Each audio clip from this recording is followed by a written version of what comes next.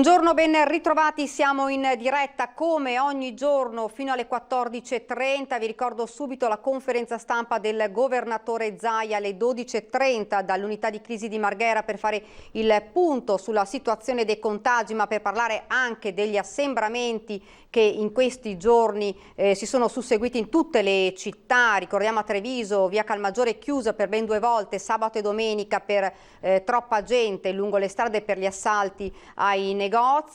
Ieri il governatore Zaia ha avuto un incontro con tutti i sindaci dei comuni capoluogo per vedere che cosa, per valutare che provvedimenti prendere, che provvedimenti restrittivi prendere in questi giorni poco prima di Natale, soprattutto nell'ultimo fine settimana prima delle feste natalizie. Siamo ancora in una situazione invece di stallo per quanto riguarda il governo, non si sa che cosa accadrà invece nei giorni festivi e prefestivi se andiamo verso il lockdown o zona rossa. Bisognerà capire, c'è stato lo slittamento dell'incontro tra il Premier Conte e Matteo Renzi, quindi si dovrà attendere tra giovedì e venerdì. Lo chiediamo subito però all'ospite che vedo già nello schermo, Andrea Ferrazzi, senatore del PD, buongiorno. Buongiorno, buongiorno a lei, buongiorno a tutti. Buongiorno. Dunque, la prima domanda che le faccio è proprio questa. Secondo lei si va verso un lockdown? Ancora una situazione di stallo? Si va verso un po' di misure restrittive rispetto a quelle di oggi, questo sicuro, perché la situazione che vede la quasi totalità delle regioni italiane gialle è una situazione che rischia di mandarci fuori controllo, con un aumento delle infezioni, con una situazione ospedaliera che non ci può più consentire di andare avanti in questo modo. Tra l'altro abbiamo una situazione assolutamente criticissima in Veneto, perché da declamata regione che aveva agito bene durante la prima fase è diventata la maglia nera, perché abbiamo gli indicatori di contagio e il numero di casi maggiore d'Italia, con una situazione ospedaliera che purtroppo è nota dalla cronaca di questi giorni, è assolutamente drammatica. Quindi bisogna intervenire. Naturalmente bisogna intervenire tutti insieme, tutti devono assumersi le proprie responsabilità. Non è possibile giocare sulla pelle della salute e sulla salute dei cittadini scaricando responsabilità gli uni verso gli altri. Tutti i livelli istituzionali, dai comuni alle regioni al governo, devono fare la loro parte. Senatore, si diceva, insomma, misure restrittive, qualcuno dice nei giorni festivi e prefestivi, altri dicono addirittura dal 19, cioè prima, proprio per evitare gli assembramenti degli ultimi giorni di shopping nei negozi. Ma lo vedi, ci sono posizioni diversificate e proprio in queste ore si sta discutendo, non è stata ancora assunta una decisione. Io credo che la decisione finale più probabile sarà quella di una sorta di zona arancione rafforzata durante le vacanze natalizie, con un restringimento maggiore durante i 3-4 giorni, diciamo, quelli clou del movimento più probabile dei nostri concittadini, tenendo in considerazione il fatto che ci sono paesi a livello europeo che hanno scelto invece strade molto molto drastiche. La Germania ha comunicato ieri un lockdown molto duro, lo stesso ha fatto l'Olanda, lo stesso sta facendo la Gran Bretagna. Quindi ci sono situazioni in Europa che sono andate ben oltre quello che probabilmente saremo costretti a fare noi. Naturalmente dobbiamo farlo in collegialità con le regioni, ma anche le regioni devono decidere, non è che possono nascondersi sempre dietro le decisioni del governo nazionale e dopodiché dire che Abbiamo un problema di collegamento. non può assolutamente andare avanti. Ecco, senatore, all'interno della maggioranza però non c'è proprio ancora un'unità, insomma, c'è un po' di mal di pancia su questo discorso della zona rossa, lockdown o meno. Sì, però guardi che ormai i dati che abbiamo sono questi, e quindi ormai il senso di responsabilità condivisa sta crescendo. D'altro canto, lei immagina cosa succede, cosa potrebbe succedere drammaticamente accadere dopo le vacanze di Natale, nel caso in cui noi non controllassimo l'evoluzione del virus durante queste 2 o 3 settimane. Sarebbe una situazione tremenda per le scuole, sarebbe una situazione tremenda per le famiglie, sarebbe una situazione tremenda per gli imprenditori, per i comincianti, per le nostre industrie. Tutte cose che non dobbiamo assolutamente permettere che avvengano, e quindi molto meglio essere prudenti durante questi giorni per poter ripartire nel momento in cui appunto arriverà poi il vaccino. Ecco, lei diceva, insomma, il Veneto è diventata un po' la maglia nera d'Italia per quanto riguarda i contagi. Non lo dico solo io, ho letto anche le dichiarazioni del segretario nazionale dei medici ospedalieri che dice per esempio che il Veneto ha usato il termine a un sistema dopato della terapia intensiva in cui invece di avere i reali 540 posti avrebbe comunicato di averne 1000, ma in realtà 1000 non sono perché hai 1000 letti, immagino, spero, e non ho dubbi di dubitare con tutti i dispositivi tecnologici sanitari, ma manca il personale, mancano le persone, mancano le competenze per farli funzionare. È chiaro che dunque non ce lo possiamo permettere, dobbiamo fare un grandissimo investimento e questo grandissimo investimento nella sanità va fatto mantenendo centrale il sistema della sanitaria pubblica che grazie a Dio il nostro sistema ha e ci è stato lasciato dai nostri padri e dalle nostre madri e la citazione a Tina Anselmi è assolutamente doverosa. Dopodiché dobbiamo metterci quattrini. Il governo lo scorso anno ha messo quasi 10 miliardi di euro nel 2020, anzi quest'anno, con l'assunzione di 32.000 operatori sanitari, altri 9 arriveranno dal recovery plan ed è tutto evidente che anche le regioni, anche la regione Veneto deve fare lo stesso, senza scaricare su altri responsabilità. Sinceramente ho letto anche delle dichiarazioni del presidente Zaia in questa direzione in queste ore che non mi sono piaciute, non sono utili per niente, non serve a nulla scaricare politicamente, dobbiamo trovare la soluzione. La bella notizia di queste ore è che sembra che l'EMA possa dare anche all'Europa il via libera al vaccino Pfizer prima del 29 dicembre. Si sta ipotizzando addirittura la data del 23 dicembre, che significa che la prossima settimana potrebbe arrivare l'ok. L'Unione Europea, la Commissione Europea ha già deciso che nel momento in cui l'EMA dà l'ok in 3 giorni, la Commissione Europea darà l'ok definitivo e all'interno di questi 3 giorni i singoli stati hanno solamente 24 ore di tempo per muoversi. È evidente che se questo avverrà, e speriamo tutti questo avvenga, poi bisogna fare un lavoro poderoso di organizzazione del piano vaccinale che deve funzionare come Dio comanda. Questo, senatore, significherebbe che la campagna vaccinale potrebbe partire addirittura prima del 15 di gennaio. Esatto, questo è il tentativo che si sta facendo, potrebbe partire già diciamo verso alla fine, diciamo verso il 10, no? Probabilmente di gennaio, tenendo conto che in alcuni paesi è già partito, perché in alcuni paesi l'ente sanitario ha già dato la propria approvazione, di queste ore l'approvazione negli Stati Uniti, era già stato fatto in Canada, la Gran Bretagna che ha un sistema di controllo particolare è già partita la scorsa settimana. Ora bisogna procedere ovviamente con tutti i controlli perché il vaccino è una cosa seria, quindi chi si vaccina deve essere messo nelle condizioni di poterlo fare con tutta la sicurezza e la tranquillità che serve. Senta, un consiglio un po' alle persone, forse il fatto di essere stati nel Veneto come zona arancione, questo potrebbe aver fatto pensare che il virus era, non dico scomparso, ma magari era meno impattante il problema e per cui la gente insomma si è resa un po' più libera, ecco, mettiamola così.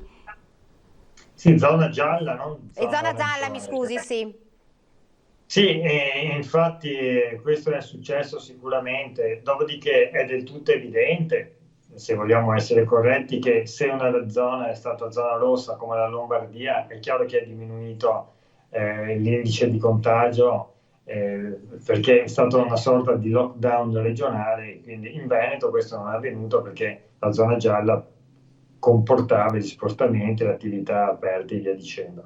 Però è vero che non c'è una comprensione sufficientemente diffusa da parte di tutti, cioè dobbiamo davvero capire che dobbiamo aspettare il vaccino sta arrivando, speriamo sia risolutore, ma per arrivare lì dobbiamo arrivarci in condizioni di sicurezza e quindi la grandissima responsabilità da parte di tutti noi ci deve essere. Io camminando per la città vedo gente responsabile, la stragrande maggioranza, ma vedo anche persone che vanno in giro anche con la mascherina tirata giù, anche quando sono a stretto contatto con altre persone. Ora, vede, questa mattina è stato deciso che il Ministero degli Interni, la Lamorgese, metterà a disposizione durante le vacanze di Natale altri 70.000 agenti per controllare che le norme vengano rispettate. Però, voglio dire, puoi mettere anche 4 milioni di agenti, ma non è che possono controllare persona per persona se la mascherina su, mezza giù, hanno meno di 1,90 centimetri o 1,10 m. Ci deve essere la testa da parte delle persone. Tutti noi dobbiamo usare la testa tenendo stretto, diciamo, stringendo i denti in queste ultime settimane, sperando poi che appunto con la situazione dei vaccini finalmente si possa iniziare a respirare e di vedere la luce in fondo a questo drammatico tunnel. Un'ultima domanda, senatore. Situazione insomma economica, esercenti, baristi, solito, i ristoratori, gli stessi commercianti, insomma, sono in crisi, dicono se non possiamo far arrivare la gente insomma nei negozi, perdiamo anche il periodo dove solitamente c'è un maggior afflusso di gente e maggiori acquisti. Quindi già la situazione è quella che è, c'è un po' il mal di pancia da parte di tutte le categorie. Sì, è quello che avviene in tutto il mondo, è assolutamente comprensibile. Proprio ieri Boris Johnson ha dovuto fare una dura battaglia contro alcuni deputati di Londra che, spinti ovviamente legittimamente dai commercianti, si erano opposti a questo lockdown londinese. Questo è un dato drammatico, è evidente che è così, ma è evidente anche che a un certo punto non puoi che fare così, perché se poi sei nella condizione di dover fare un lockdown, una zona rossa nazionale, e di nuovo per mesi, come abbiamo fatto nei primi mesi del 2020, unico paese al mondo, cioè il primo paese al mondo che assunse una decisione di questo tipo, è chiaro che anche dal punto di vista economico le ricadute sarebbero ben peggiori. Cioè, per preservare l'economia dobbiamo preservare la sanità e la salute, quella è la verità, non c'è nessun braccio di ferro nel lungo periodo, non c'è nessuna lotta o contrapposizione tra queste due questioni fondamentali. Dopodiché noi stiamo andando avanti, quest'anno nel 2020 le sa che questo governo, questa maggioranza ha messo a disposizione 120 miliardi di euro, cioè sono 4 leggi finanziarie. L'Historia 4 lo voteremo domani al Senato con un voto di fiducia super accelerato, in modo tale che possa arrivare immediatamente a tutte appunto le categorie svantaggiate, a coloro che sono state colpite dal lockdown dal punto di vista economico. Nel gennaio già le dico che ci sarà una nuova variazione di bilancio, una nuova possibilità di scostamento di bilancio votato dal Parlamento di circa 20 miliardi, in modo tale da consentire al governo un ristori 5 appunto di una cifra di 20 miliardi che si va a sommare ai 40 miliardi della legge ordinaria di bilancio che voteremo nella settimana a cavallo tra Natale e Capodanno. Senatore, la ringrazio, grazie davvero, grazie per aver accettato il nostro invito, grazie, buon lavoro. Grazie, arrivederci. Grazie. E prima di dare la pubblicità, vorrei farvi vedere le immagini di un assalto al distributore Kuwait, se riusciamo dalla regia, perché c'è anche la cronaca, insomma, non solo il Covid. Se riusciamo dalla regia, c'è stato un assalto al distributore Kuwait di Castello di Godego nel Trevigiano. Guardate, all'alba di oggi sono le 5 quando ignoti a bordo di un escavatore hanno abbattuto 2 colonnine di pagamento, rubando poi l'incasso. I malviventi a quel punto hanno abbandonato il mezzo usato per il colpo e poi fuggendo, sembra a bordo di un furgone. Ancora da quantificare il bottino e indagini in corso da parte dei carabinieri di Castelfranco Veneto. Ed ora ci fermiamo per una piccola pausa pubblicitaria e poi torniamo qui in studio.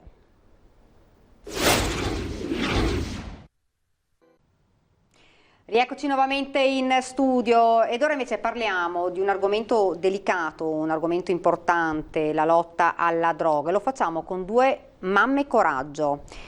Elisabetta Rizzetto, che è presidente dell'Associazione Amici San Patrignano di Treviso, e Maria Rosa Consorti, membro sempre dell'Associazione San Patrignano. Parto subito con Elisabetta. Cosa significa avere un figlio che purtroppo fa uso di sostanze stupefacenti e lottare per salvarlo? Spiegarlo praticamente è quasi impossibile perché bisogna viverlo. è un dramma nel dramma, perché la droga distrugge tutto. Finché mio figlio non ha deciso di farsi aiutare, io non l'ho potuto aiutare, perché ovviamente devono essere loro, deve partire da loro la consapevolezza di essere veramente arrivati ad un bivio di cambiare la vita, di cambiarsi la vita.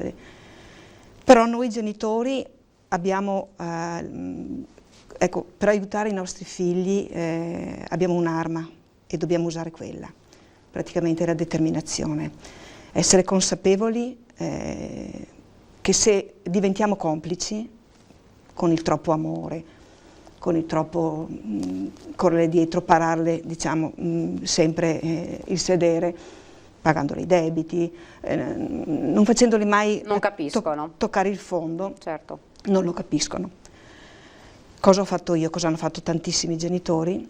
Nel momento della disperazione, ovviamente, arrivi a qualsiasi decisione drastica. La più drastica è quella di allontanare tuo figlio da casa. Perché? Lei quando è che si è accorta?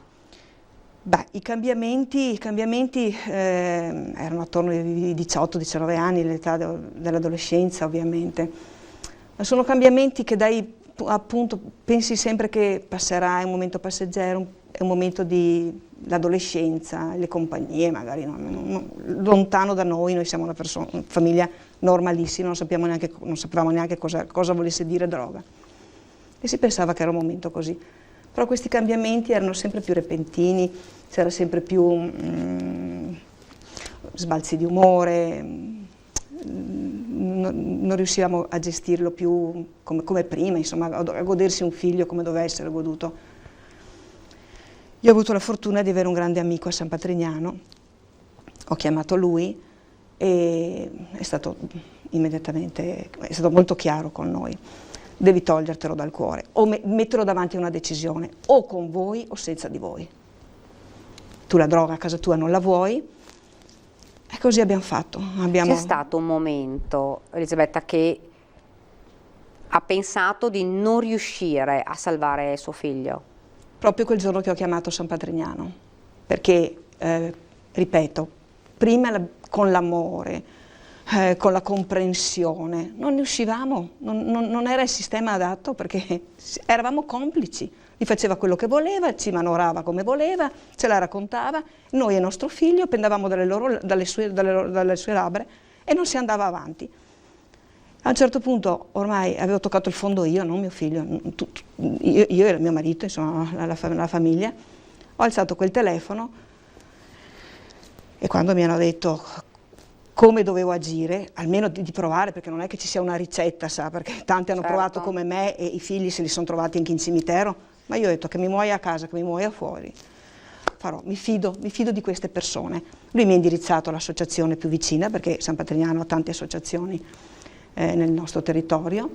Lì mi sono fidata di queste persone, che sono persone semplicissime. Adesso di questa associazione io sono presidente da tanti anni, perché mio figlio ha 48 anni, nel frattempo le parlo di parecchi anni fa. Mi sono rivolta a loro, mi sono fidata di loro. Loro non erano né psicologi né psichiatri, erano persone normalissime, genitori come me, che avevano vissuto il dramma della tossicodipendenza nella loro pelle. E io con la loro testimonianza di quello che avevano fatto loro, un po' quello che mi aveva detto questo mio amico di San Patrignano, l'ho messo davanti a una decisione, o con noi o senza di noi, o il treno per San Patrignano o fuori di casa. Per una mamma è drammatico perché poi era inverno, era freddo, non le dico. Lui ha scelto di andare fuori. Piuttosto. Quindi non aveva perché non è semplice, perché non è che... Quando è che ha deciso? Dopo una settimana ha deciso lui. Per quello le dico che finché non sono loro a decidere di farsi aiutare, noi possiamo far poco. Però serve anche questa posizione ferma e determinati. E non è facile per un genitore. Maria Rosa, anche lei ha dovuto combattere lo stesso dramma di Elisabetta. Sì, purtroppo sì. Nel mio caso è stato mio figlio a collegarsi sul sito di San Patrignano e a decidere di chiamare. Noi eravamo ignari, però ci ha messo di fronte al fatto compiuto e questa è stata la sua salvezza. Lei sa quando è che lui si è avvicinato alla droga e com'è scattata questa cosa? Quando è che ha cominciato a assumere la sostanza stupefacente? Beh, noi genitori non sapremo mai quando i nostri ragazzi hanno cominciato ad assumere sostanze stupefacenti. Diciamo che col senno di poi possiamo, andando indietro nel tempo, capire proprio con gli atteggiamenti che avevano più o meno quando hanno cominciato, diciamo, a perdere la retta via. Ma cosa sono compagnie sbagliate? Compagnie sbagliate sicuramente, però diciamo che ecco, il lavoro in associazione è molto importante. Sta proprio nel fatto di far capire ai genitori che un qualcosa di sbagliato sta anche in noi, nel senso che un ragazzo quando arriva a, diciamo, ad assumere sostanze stupefacenti per compensare un qualcosa, vuol dire che in fondo c'è un qualcosa che non va proprio a livello familiare.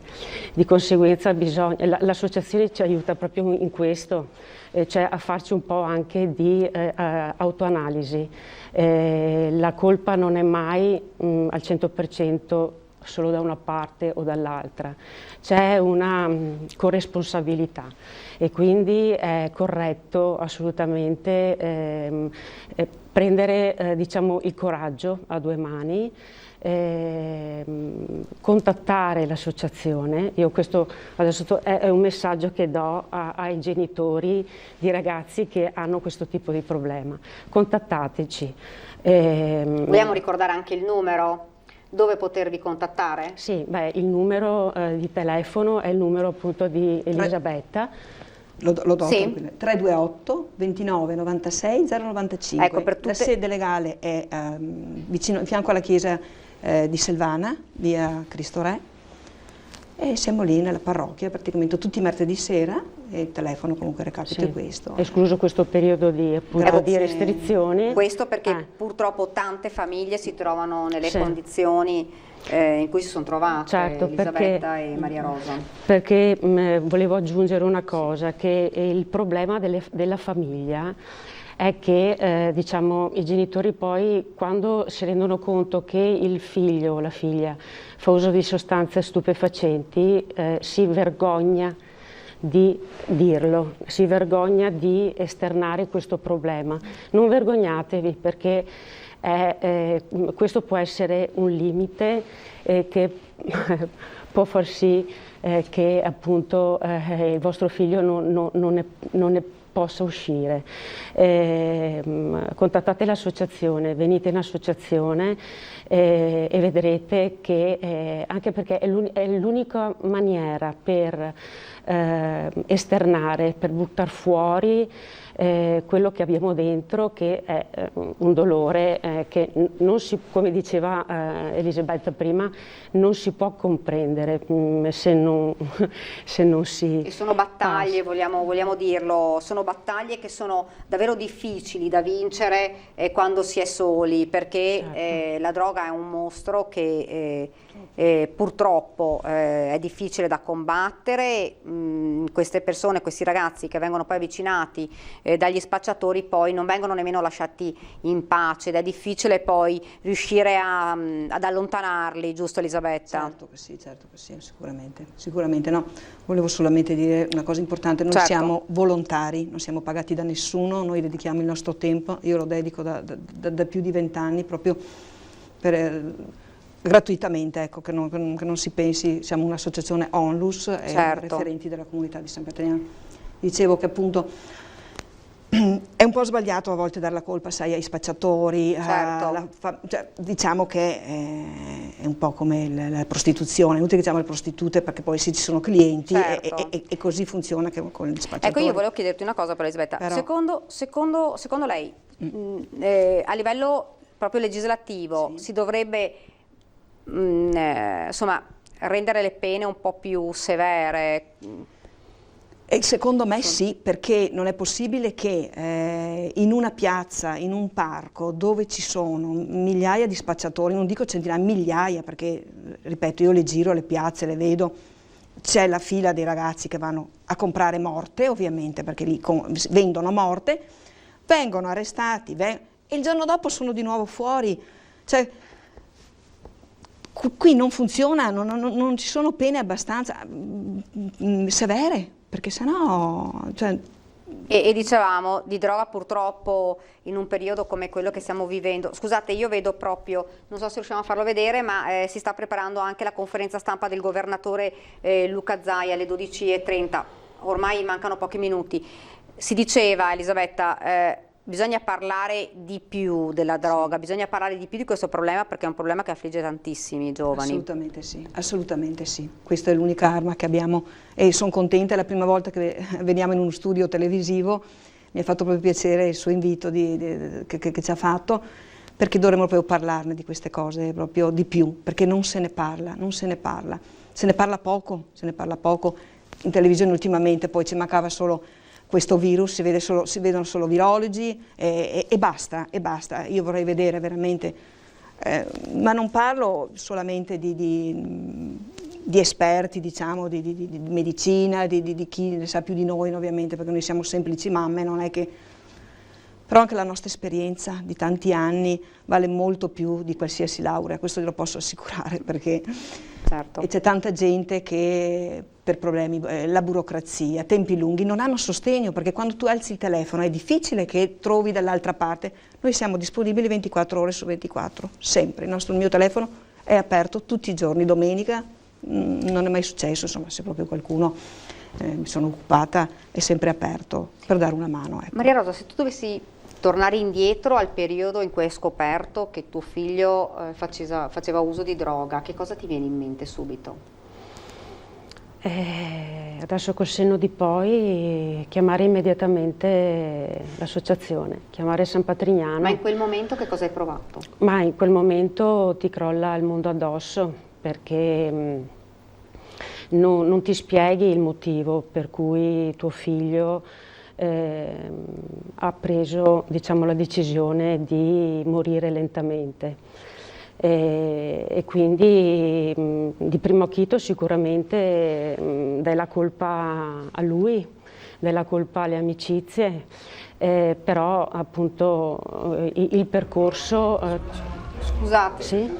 sta arrivando, eccolo qua, è arrivato il governatore. Io ringrazio purtroppo Maria Rosa e anche Elisabetta. Grazie a voi, opportunità. grazie dell'opportunità. La linea all'unità di crisi. Buongiorno.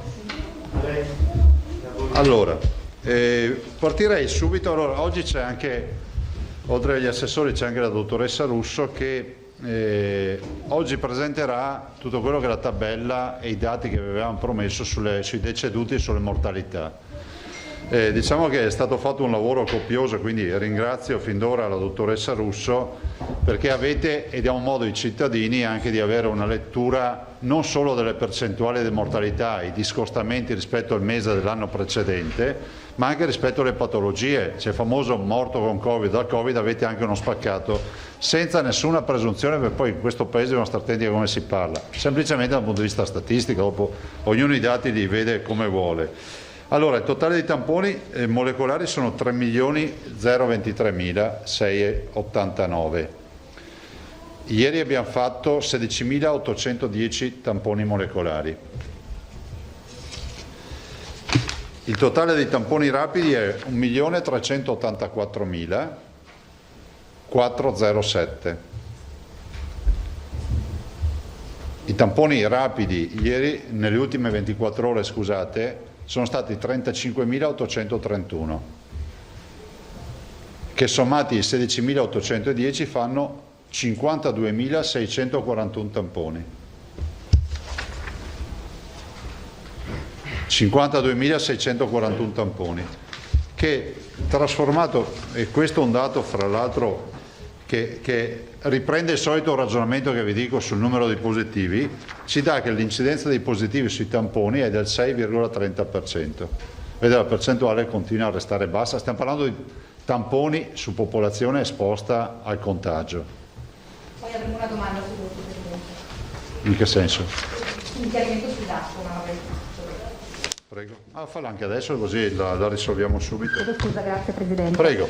Siccome è in corso una manifestazione su cui magari poi torneremo, comunque ci sono alcuni attivisti del Comitato a difesa della sanità pubblica i quali chiedono chiarezza sul dato che viene messo a numeratore nel calcolo dell'incidenza dei positivi sui controlli effettuati, e cioè a denominatore la Regione sta calcolando insieme, come da ripetute richieste alle autorità centrali, i test molecolari e i test antigenici. A numeratore il dato relativo ai positivi comprende i positivi trovati con entrambe le metodiche, perché sappiamo che ci sono test antigenici positivi che vengono confermati in molecolare, poi c'è una quota di molecolari puri, diciamo, nel senso che per patologie particolari, ricoveri, viene fatto direttamente il molecolare. Ecco, qual è la domanda? Scusa. La domanda è capire il dato dei positivi se arriva da entrambe le metodiche, cioè dai molecolari e dai rapidi, se ci confermate che non vengono contati doppi, cioè che nel caso di una conferma viene contato un caso, una testa. Ne abbiamo già parlato più volte. So, però siccome la contestazione continua, io vorrei che venisse messa, se possibile, la parola fine a questo, grazie. Allora, il numero di soggetti positivi, i nuovi positivi, sono i soggetti che vengono trovati positivi con test rapido confermato con test molecolare, oppure solo con il molecolare, oppure solo con il rapido. Pochissimi casi. Perché secondo l'indicazione ad oggi fornita dal Ministero della Salute, tutti i test rapidi devono poi essere confermati col test molecolare, quindi il soggetto positivo viene contato solo una volta. Noi consideriamo quindi l'incidenza, così come viene considerata insomma in epidemiologia, come il numero di soggetti positivi rispetto alla popolazione, non rispetto ai test, perché il discorso di considerare i positivi rispetto ai test è un altro tipo di valutazione, che è quella di andare a considerare quanti soggetti positivi non riusciamo a individuare con una strategia di sanità pubblica, che è quella di diffondere il più possibile i test per trovarli, ma è un altro concetto. Perché l'incidenza si calcola con un altro criterio, che è quello dei positivi rispetto alla popolazione. Dei 100.000 abitanti. È quello l'indicatore che mette in evidenza l'incidenza e quindi il numero di nuovi casi. Poi è vero che e quindi è immediatamente conseguente a questo che è un tasso, perché l'incidenza è un tasso, ok? Si chiama così in epidemiologia, che è quello di considerare la proporzione di tamponi che ci permettono di individuare i positivi. Noi abbiamo una penalizzazione in questo momento, perché in tutte i telegiornali, le notizie dei media, ci viene considerato una certa incidenza, quindi un certo numero di positivi come dato assoluto, che sono 3.000, 4.000, 2.000, eccetera, sui tamponi fatti, che considera a livello nazionale al momento soltanto i tamponi molecolari. Per cui noi abbiamo una proporzione di positivi sui tamponi molecolari che è molto alta, che ci penalizza perché non è vero, perché quantomeno al denominatore noi dovremmo considerare tutti i tamponi fatti, non al numeratore dove andiamo a conferma con i molecolari, ma al denominatore, quindi il numero di tamponi fatti è molto più alto, perché lì ci devi mettere anche i negativi. Non solo i positivi, ci devi mettere tutti i tamponi che tu fai e che risultano negativi. Grazie. Sufficiente? Grazie. Beh, abbiamo avuto anche la fortuna di avere la dottoressa Russo, che è la massima esperta di questo tema. Purtroppo sapete qual è il tema. Io capisco anche i cittadini che si pongono le questioni. Dopo le questioni le puoi porre in maniera cortese, civile, o le puoi porre anche in maniera estrema, poi ognuno lo fa come vuole, ma questi sono temi per i quali sono persone che vanno a scuola, le studiano, si laureano e si specializzano su questo. Anche per il sottoscritto, avendo fatto anche statistica all'università, non è facile, perché poi sono degli aspetti epidemiologici che vanno oltre la matematica poi a un certo punto, no? Quindi a volte quella che sembra la soluzione più rapida non è proprio la soluzione più rapida nel commento. Il totale di positivi sono 196.000. 7,90 e ovviamente sono lievitati di 3.320 che sono i positivi delle ultime 24 ore.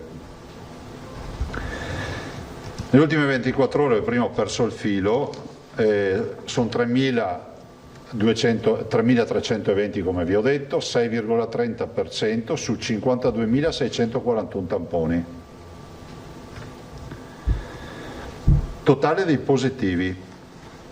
Sì, peraltro c'è anche da dire una cosa, che se noi guardassimo, semplicemente lasciassimo perdere i 3.200 e 3.320, guardassimo il contingente dei molecolari, comunque da sé, se uno ad esempio in maniera, come si può dire, molto grossolana dicesse dammi i molecolari di oggi, tu vedi che la stragrande maggioranza sono positivi. Se a uno non gli vai a spiegare che sono la conferma dei rapidi, pensa di aver scoperto il vaso di Pandora, capite che è tutto così. Noi rispondiamo tutti i giorni a domande del genere. Positivi di oggi, 92.690, cioè vuol dire che in questo momento, anche se qualcuno dice che queste conferenze stampa non servono a niente e siamo tutti messi d'accordo, ecco, in questo momento il Veneto è 92.690 positivi. Penso che i veneti siano gli unici ad essere così informati costantemente di quello che accade. Totale ricoverati per Covid sono 3.324. Abbiamo avuto 57 ricoverati in più. Il totale è 3.324, vi ricordo che la punta più alta, il 31 marzo, avevamo 2.068. E se guardiamo i dati, vi faccio notare le terapie intensive che è da giorni che girano lì intorno e non si spostano. Le terapie intensive continuano ad essere invariate, speriamo che questa sia una tendenza. Peraltro un dato, rispetto alle 356 di fine marzo, primi di aprile, questo 3,73, rispetto ai ricoverati che sono più di 1.000 in più, 1.200 in più rispetto a marzo, le terapie intensive potremmo quasi dire che sono in linea con marzo, se ci pensate. Questa è la contabilità delle ultime 24 ore. I morti, c'è un dato alto, però ho anche l'obbligo di dirvi che ieri avevamo solo 25 morti, non per dire pensate bene perché ieri ne avevamo pochi, perché erano tanti, lo stesso, ma per dirvi che abbiamo avuto caricati i dati di ieri su oggi, questo ve lo dico per correttezza. Dopo se qualcuno vuole un'analisi la stiamo facendo, perché è logico che ieri non potevamo avere solo 25 decessi, quindi sono 165, ma vi dico, poi fate quello che volete, però l'onestà intellettuale è di dire che qui abbiamo dati caricati tardivamente, perché è logico che il dato viene fuori da qua. E fra l'altro stiamo anche facendo una verifica, come è accaduto 4-5 giorni fa con Treviso, che si è ritrovato i ricoverati che aveva il sistema andato in tilt. Dimessi 8.799. Ma guardate, la situazione è assolutamente pesante, perché 3.300 e... ti ricordi il dato? Del totale ricoverati 3.000, adesso ve lo dico, scusate, 3.324, l'ingegnere se la ricorda giusto, 3.324 è un numero importante, cioè voi considerate che sono quasi 7 ospedali grandi di provincia che se ne vanno e sono dedicati, orientati, tutti formatati per il paziente Covid. Io non mi stancherò mai di dirlo, che questa tragedia, se la guardiamo con i numeri dell'ospedalizzazione, uno può dire, vabbè, se queste fossero ospedalizzazioni per altre patologie non contagiose, magari che hanno bisogno di reparti di medicina con cure non intensive, sarebbe crisi, ma la gestisci. Qui stiamo parlando di 3.324 pazienti che sono pazienti complicatissimi, perché chi arriva all'ospedale, anche qui vorrei ringraziare tutti quelli che lavorano nel territorio, abbiamo i medici di base, abbiamo i medici delle USCA, il territorio in generale. Considerate che quanti ne abbiamo seguiti a domiciliare? 10.000 seguiti dalle USCA a domiciliare, più tutti i pazienti di medici di base. Pensate solo che in questo momento noi abbiamo l'ospedale rischia di essere la punta più acuta di un iceberg, ma sotto c'è l'iceberg, sotto il pelo dell'acqua, che è tutto il territorio che continua con le cure domiciliari. Allora, io ieri ho fatto l'incontro con i sindaci. L'incontro ha avuto sicuramente un esito con persone responsabili e persone che comunque comprendono fino in fondo. Allora non c'è stata fondamentalmente una posizione nel dire che non è vero che c'è il problema, assolutamente no. Poi le posizioni sono variegate, ma logicamente variegate. Se dovessi trovare un minimo comune denominatore, potrei dire che il vero tema che allineerebbe tutti, noi compresi, voi compresi, è quello dei ristori. Cioè giustamente tutti dicono vabbè, le misure sono direttamente proporzionali alla quantità di ristori che potremmo essere sicuri di avere. Detto questo, c'è un'interlocuzione che va avanti e ve lo devo dire, per cui noi oggi e alla volta di domani vedremo, non provvediamo ancora a scelte autonome, per un semplice motivo che è partita un'interlocuzione di tutte le regioni italiane con il governo rispetto a quello che sta accadendo.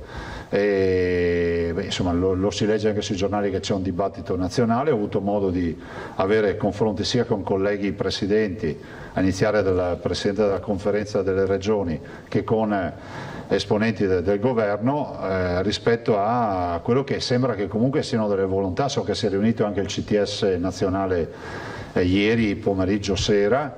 Oggi sentiremo anche il professor Brusaferro, ma c'è convinzione che ci debbano essere delle misure, diciamo, uniformi anche da prendere a livello nazionale. Quindi penso che sia questione di ore nel vedere un incontro nazionale. E del resto il tema degli assembramenti è un tema del quale abbiamo parlato, insomma, coinvolge tutte le città. C'è preoccupazione perché anche le comunità che hanno avuto le misure, a differenza di noi, o meglio, noi abbiamo avuto delle misure ma meno aggressive di quelle della zona arancione o rossa, tutte le comunità comunque rischiano di vedere le infezioni ripartire. Dall'altro c'è anche da dire che c'è un aspetto non irrilevante, perché se prima viene la sanità pubblica ce n'è anche uno di natura, diciamo, competitiva, che noi sappiamo che il 10 gennaio probabilmente la Germania avrà se non appiattito, di certo abbassato moltissimo le sue curve di contagio. La Germania fa un lockdown dal 16, che è oggi, non 16? Domani? Dal 16, io ho perso anche la tramontana, dal 16 fino al 10 di gennaio si mette 11 miliardi 200 milioni di euro di misure e dà il 90% del calo del fatturato a tutte le imprese con meno di 500 mila euro di fatturato, sotto i 500 mila euro di fatturato. E direi che capite che se noi andassimo a dei cittadini garantendo il 90% del fatturato non staremmo neanche qui a discutere di se chiudere o non chiudere.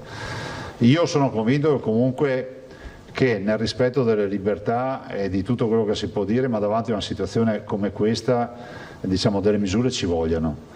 Evitiamo di fare l'ordine sparso, questo è poco ma sicuro. Quello che possiamo fare senza ristori è ben poco dal punto di vista come si può dire, di misure. Questo lo abbiamo discusso anche con i sindaci, ma non è neanche questo il problema è un fatto di responsabilità. E vediamo nelle prossime ore l'evoluzione che avrà, diciamo, la partita a livello nazionale, visto considerato che, sentendo sia il governo che i colleghi, immagino che la volta di domani una decisione ci sarà.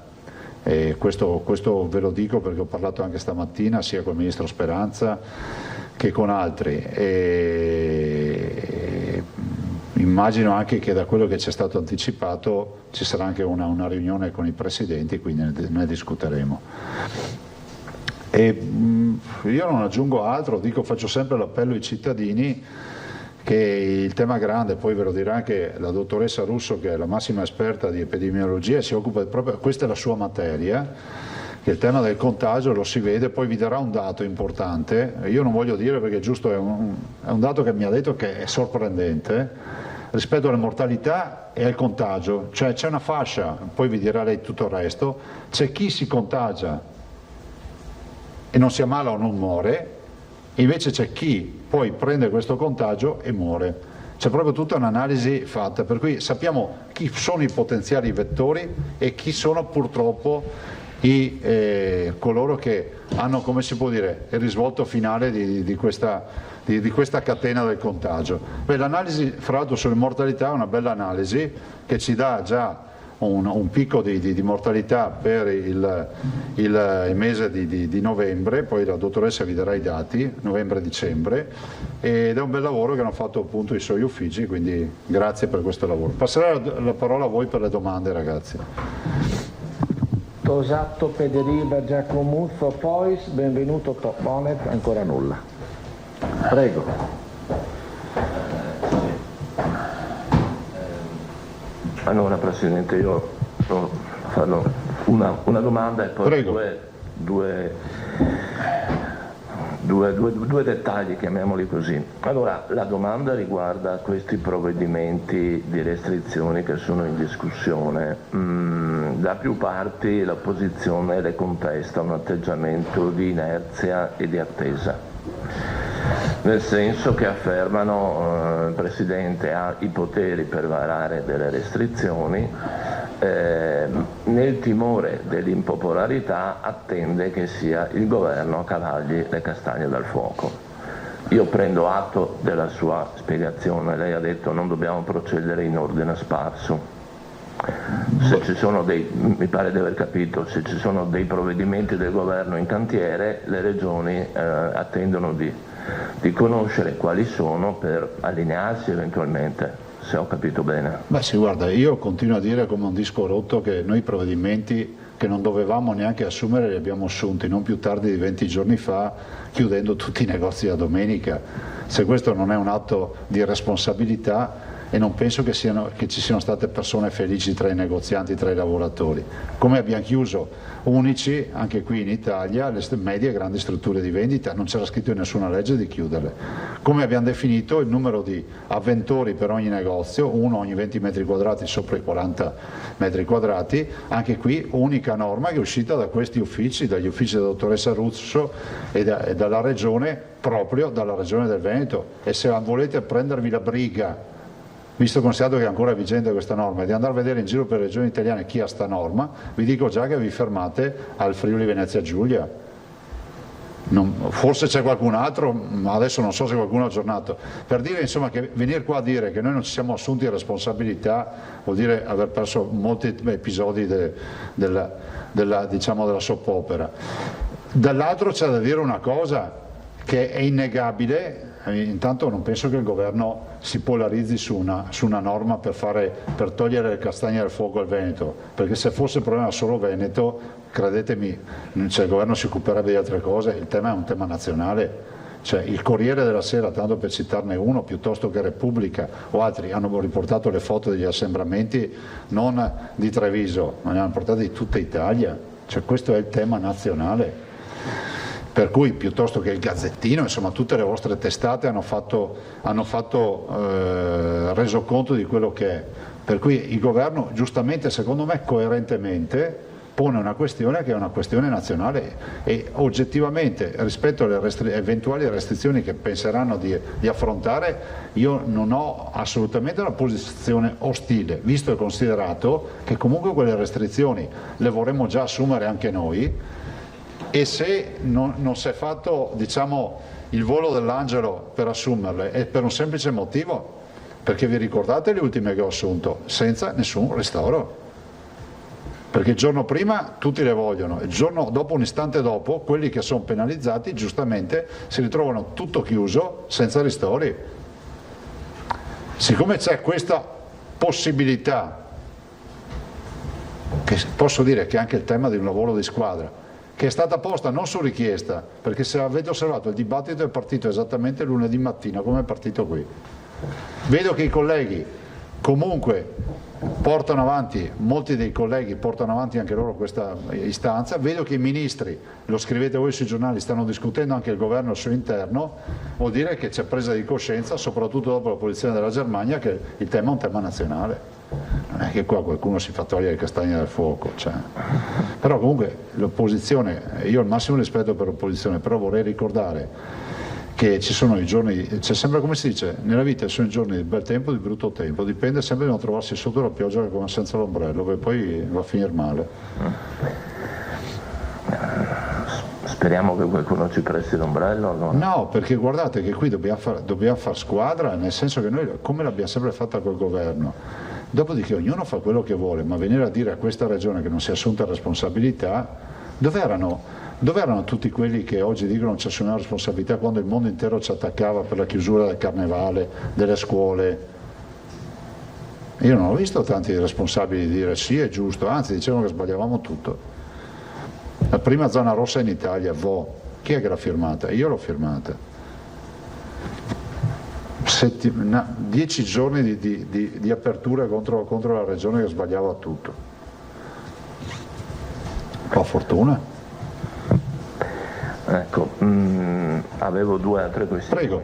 Una riguarda la candidatura del Veneto. Era, sì, quindi diciamo l'Agenzia per le emergenze sanitarie, l'Agenzia internazionale per le emergenze sanitarie, lei ha scritto al Presidente Conte candidando il Veneto. Ecco, una domanda proprio un po' specifica. In che modo, siccome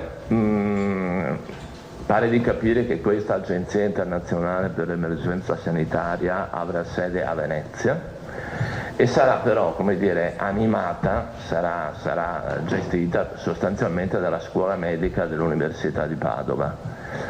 C'è anche l'idea di un coinvolgimento del nuovo Policlinico di Padova in questa operazione? Ma c'è coinvolgimento di tutto, perché sarà sostanzialmente polarizzata su Padova, ma non lo dico perché va bene dirlo così, basta prendere in mano il dossier, c'è una sezione del dossier. Noi, attenzione, che quando fai una candidatura, anche qui, come con le Olimpiadi, no, Zaia prende in giro tutte queste minestre qua, sempre da disperati, allora, quando presenti una candidatura, cioè noi da mesi che stiamo lavorando a un dossier, con esperti di dossier per queste candidature, cioè non con gente che non sa neanche cos'è un dossier internazionale.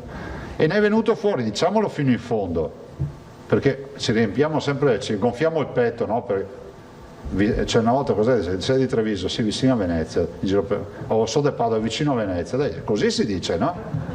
Abbiamo pensato, e secondo me correttamente, ci siamo anche confrontati con il rettore, peraltro, cioè il tema di avere la ragione sociale e l'immagine di Venezia per la candidatura, voi capite che questa è una candidatura internazionale, senza nulla togliere a Padova, che partiamo da Galileo e andiamo in su, ma Padova è la base, è come dare, come si può dire, c'è stata una ipotesi di candidatura, voi forse non la ricordate, qualche anno fa, delle Olimpiadi invernali, che prevedeva la sede, come sede Venezia, e tu dicevi ma che senso ha? Però io l'ho visto con la presentazione delle nostre Olimpiadi, guardate che in giro per il mondo Venice è un brand, quindi noi candideremo per la comunità mondiale Venezia a sede dell'agenzia, ma è Padova, è ovvio, Venezia non ha l'università, non ha i centri di ricerca e nasce peraltro questa candidatura tra i padovani, con i padovani. Io la prima volta che ho parlato con il rettore. Ma guardi che non ho alcun dubbio in proposito. No, ma io lo so, ma lo dico a quelli che ce l'hanno. Ah, ecco. No, il mio era proprio una sollecitazione sul punto eventuali sinergie, siccome il nuovo Policlinico di Padova, che si farà grazie a noi, ha, mi pare, una vocazione, anche una vocazione internazionale, una vocazione di ricerca, di altre specialità. C'è tutto dentro. Ecco.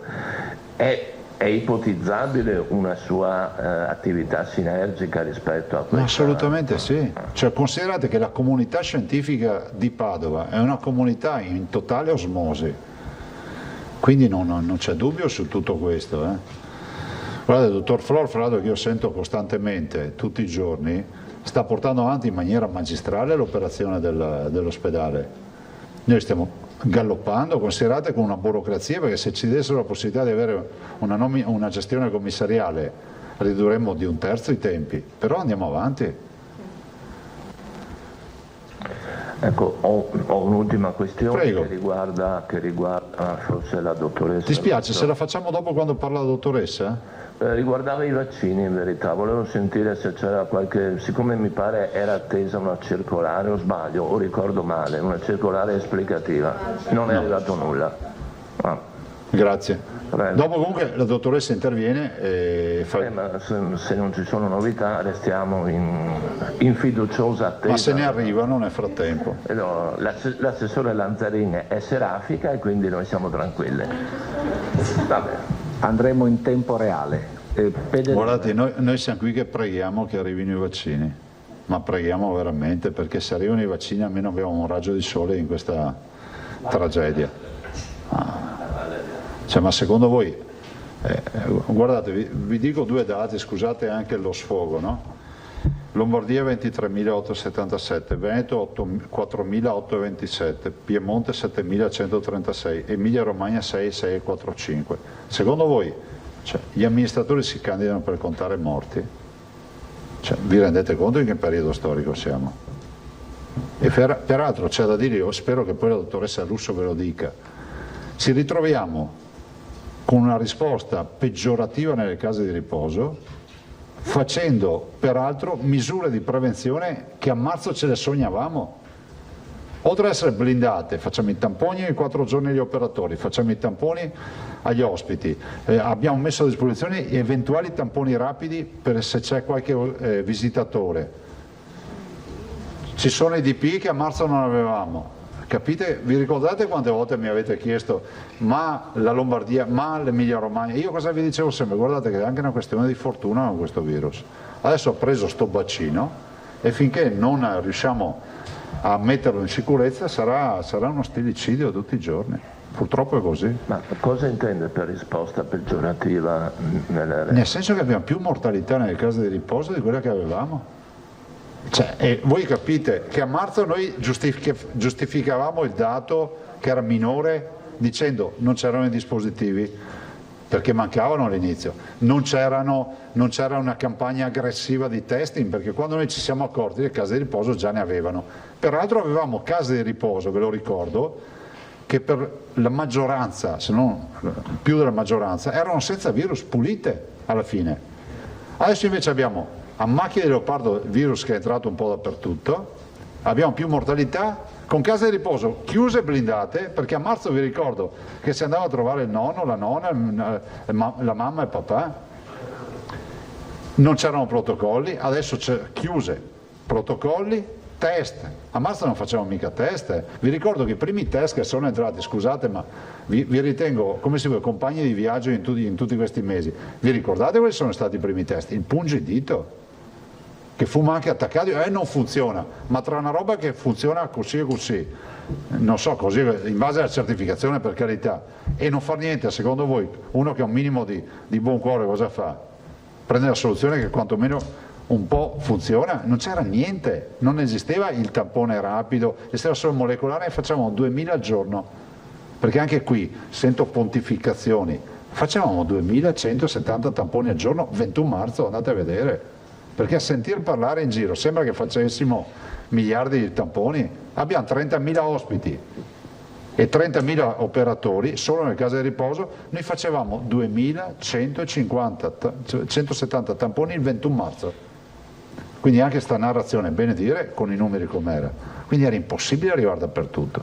Nonostante questo, adesso ancora la vicenda, poi se vedete i dati, cioè abbiamo mortalità extraospedaliera che è quella delle case di riposo. Lei si sarebbe atteso una seconda ondata così pestifera? Sì, guarda, noi lo possono dire i collaboratori che sono qui e la dottoressa Russo, noi stiamo facendo riunioni da mesi. Sì. Considerate che tutta l'estate, anche qui diciamola, perché ti ringrazio per la domanda, ma abbiate anche, come si può dire, un minimo di comprensione nei nostri confronti. Cioè noi abbiamo passato l'estate ad allestire terapie intensive, piani pandemici, abbiamo rinforzato tutta la rete delle 14 microbiologie. Vedete che comunque nonostante i grandi numeri noi viaggiamo sulla fase di test, siamo i primi in Italia con i test. Abbiamo sperimentato tutte il nuovo testing, stamattina ho visto anche quello con la saliva, il ciucciotto con la saliva, sembra un ciuccio, lo ciucci 3 minuti e poi fai l'analisi. Siamo sempre stati buttati il cuore oltre l'ostacolo. Noi sapevamo comunque, e lo dice il professor Palù, che è il massimo esperto di virus, dice le pandemie nella storia sono sempre durate un paio d'anni. Infatti se andate a vedere quello G. E lui ci ha insegnato, ci ha sempre detto già, e sentitelo, in primavera mi diceva sempre guarda, arriveranno i raggi ultravioletti, probabilmente ci sarà un calo, diventa silente ma non è assente. Infatti ci ha accompagnato tutta l'estate. Se volete un giorno vi do i dati dei ricoverati giorno per giorno, vi seguite e vedete anche l'evoluzione che ha avuto la curva durante questi mesi. Siamo arrivati praticamente a zero, qualche unità in terapia intensiva e in ospedale, e poi pian piano è ripreso. Vi ricordate, tanto per dire, per darti un riscontro comunicativo, quante volte ho discusso sul fatto che non si poteva andare a votare a ottobre? E dicevo guardate che tornerà il virus, guardate, c'era chi proponeva andare a votare a ottobre, fine ottobre, ci saremmo trovati in piena pandemia. E dico anche per l'esperienza che ci siamo fatti con i colleghi, con la dottoressa, con tutti, che qui non è che va a zero, non finirà, non si può dire fine seconda fase, è una fase questa, la fine della fase deve essere zero, non è mai finita la fase, è iniziata a febbraio e finirà quando andremo a zero, perché se non va a zero vuol dire che il virus c'è sempre. Proseguiamo? Scusatemi ma... Pederiva. Grazie. Prego. Avrei una domanda sulle misure, ma mi ha incuriosita con il ciuccio del test salivare. No, vabbè, è un test nuovo che hanno portato al dottor Rigoli, che ormai prova tutto quello che passa per il mondo, sì, di test. È una novità, lo stiamo pensando. È un'evoluzione rispetto a quello dell'Università di Padova, che è quello è molecolare salivare, questo è un test rapido. È una novità perché i bambini no. È tipo un ciupa ciupa, cioè, fra l'altro non ha neanche sapore, io l'ho provato stamattina. Se volete un esempio, avete presente che in alcuni locali ti danno la salvietta precompressa super secca e ci mettono una goccia d'acqua e si gonfia, non so se vi è mai capitato di vedere. Accade, so che le vendono anche su internet, io spesso le incrocio su internet, sta roba. È la stessa roba, c'è uno stecco duro che succhiandolo si imbibe di saliva e dopodiché c'è uno strumento che estrae la saliva e fa l'analisi. Ma al di là della curiosità commerciale lo state valutando per una implementazione? Sì, Rigoli sta provando. Ma noi stiamo pensando ai bimbi, non possiamo continuare a pensare di infilare lo stecco nel naso ai bambini. Tanto è vero che abbiamo anche il tampone baby.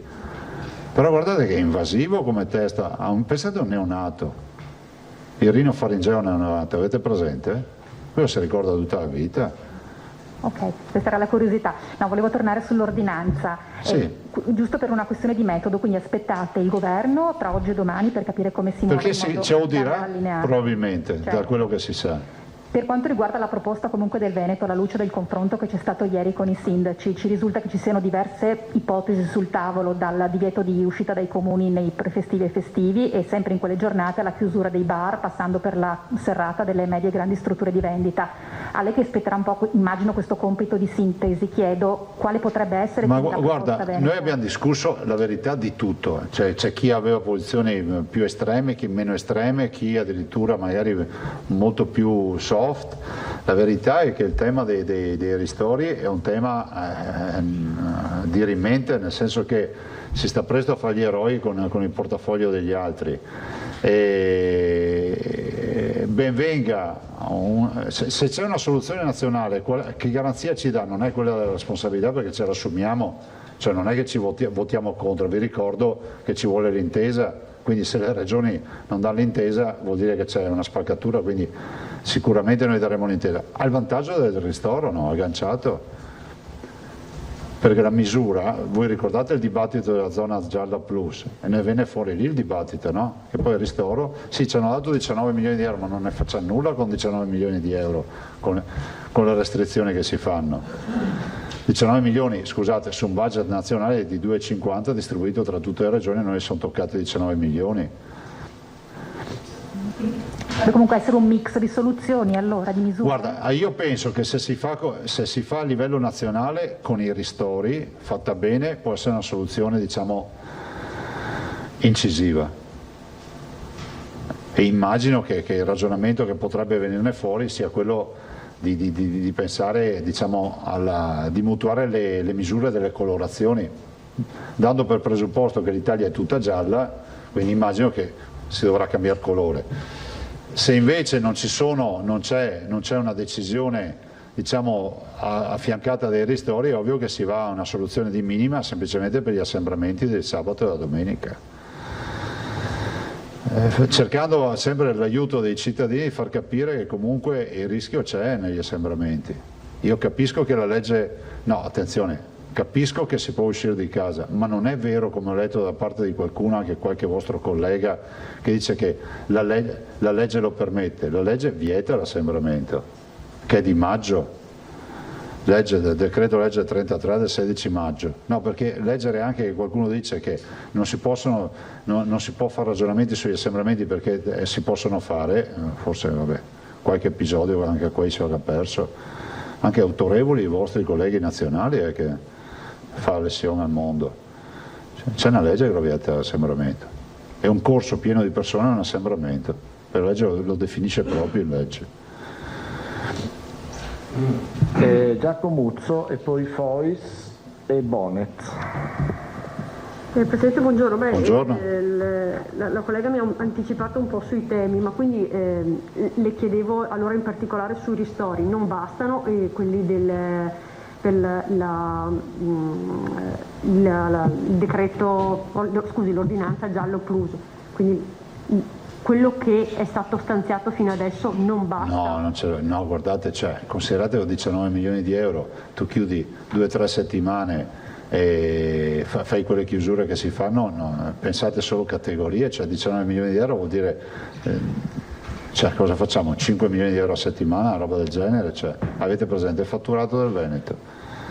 Se tu vuoi fare una misura incisiva, ipotizziamo che si faccia una misura di minima con un salto, si va all'arancione.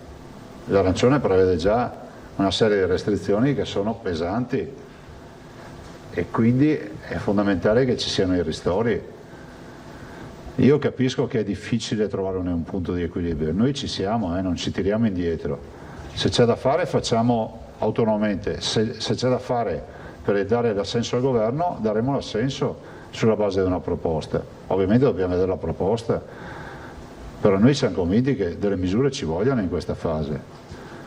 Guardate, il nostro pensiero va agli operatori, ovviamente ai ricoverati, ma gli operatori sono tirati.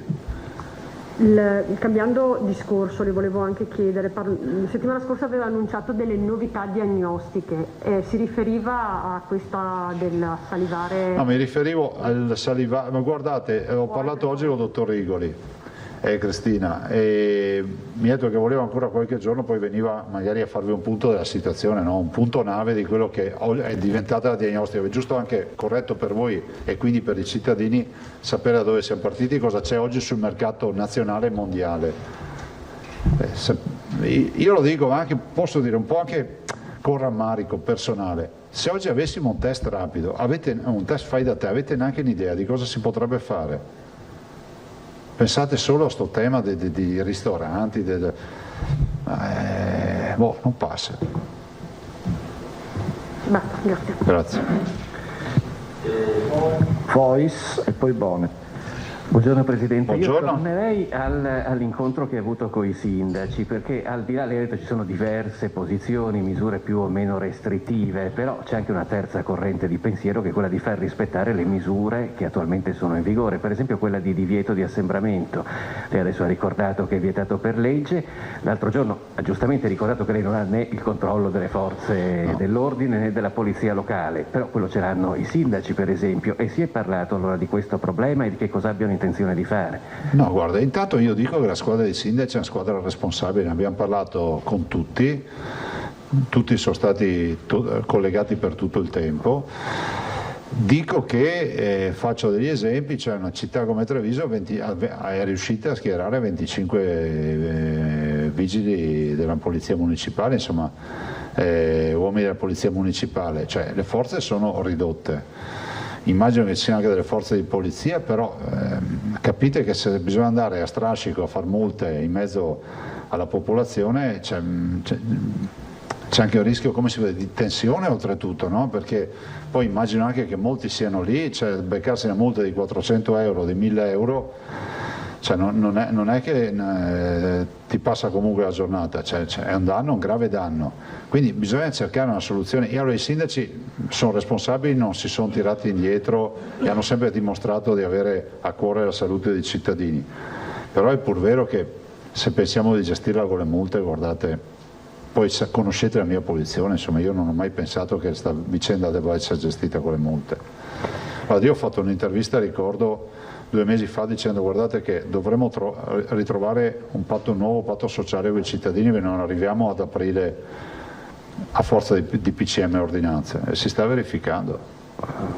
C'è un posto invece in cui la polizia locale ci è andata, e anche col sindaco, che è la scuola elementare Giovanni XXIII di Treviso, dove i genitori protestavano per la presenza di un insegnante che diciamo, ha delle posizioni negazioniste sul Covid.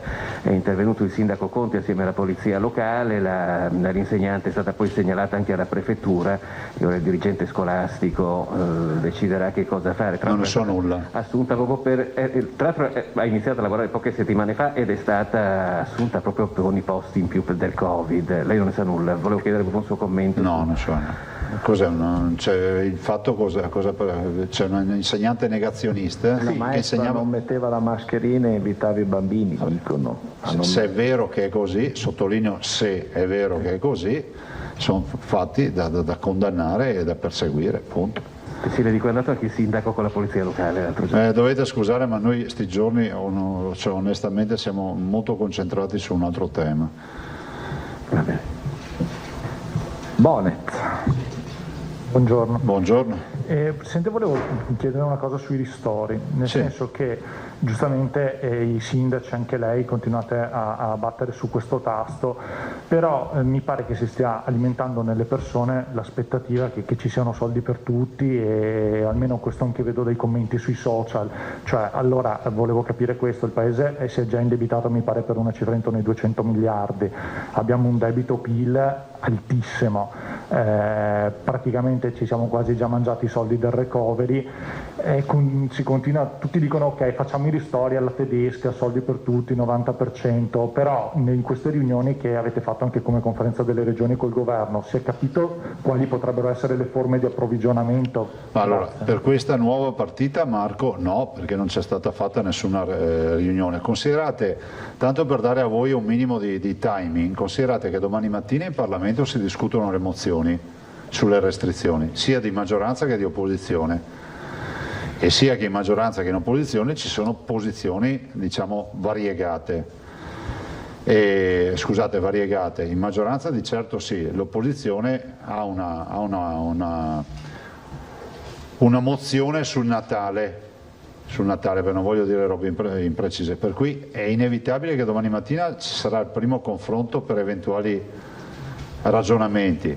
Dopodiché il governo avrà, immagino, nottetempo, nel giro di poche ore, il parere del CTS. Il CTS ieri sera si è riunito per esprimere un parere sulla situazione epidemiologica nazionale, non veneta, nazionale, e dopo quindi ci mettiamo il parere del CTS, che sarà come una pietra miliare, perché voi sapete che se dicono che si va a destra e tutti girano a sinistra, poi si vedrà. Fino adesso il parere del CTS è sempre stato seguito, e le mozioni e quindi la politica domani. Immagino che nella giornata di domani, vi do io uno scenario possibile, ci sarà sicuramente una riunione dei presidenti, probabilmente, o dei presidenti con il governo.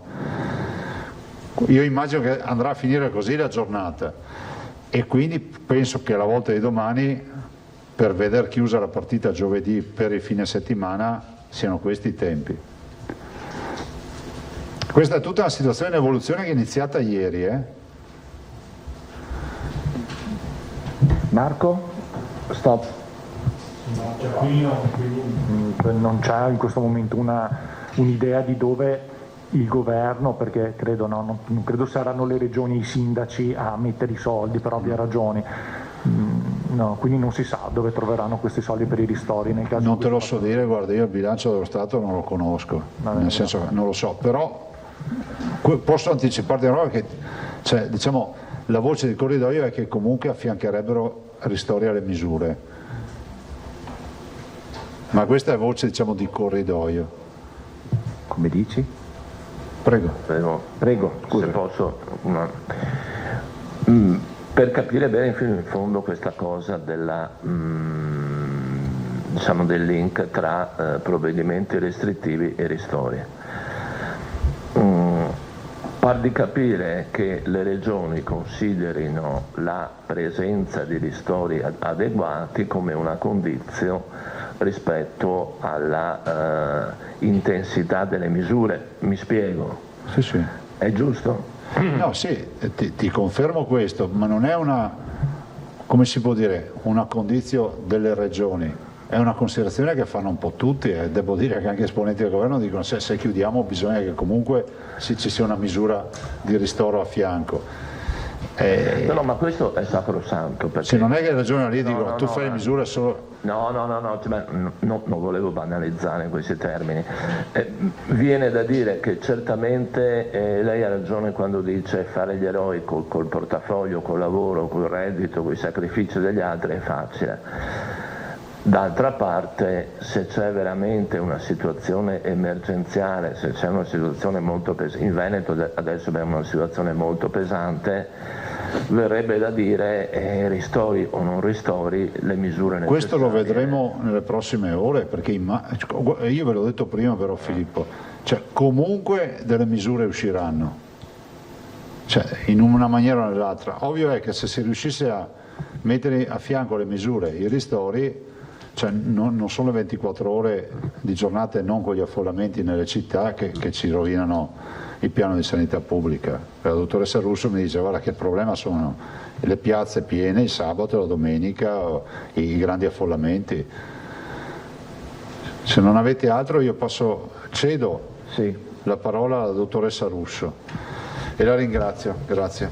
Buongiorno, grazie e buon lavoro.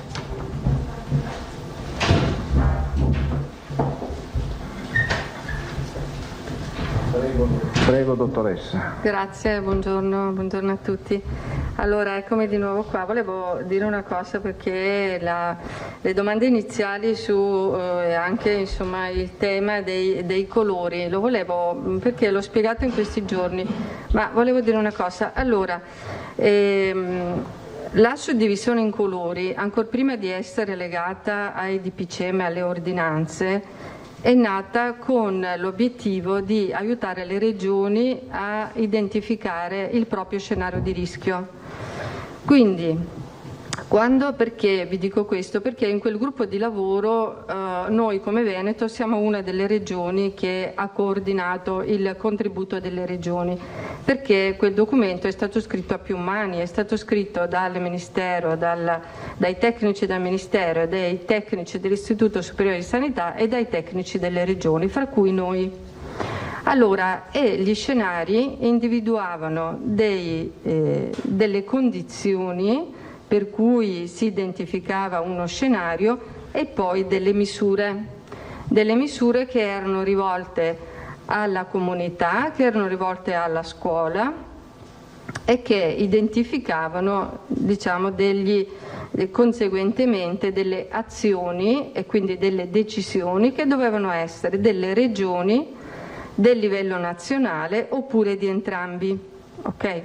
Così è il documento, è stato pensato il documento che costituisce il capitolo 5 di questo, di questo documento, che poi è arrivato a fine ottobre alle regioni come circolare del Ministero e che è passato anche in conferenza Stato-Regioni.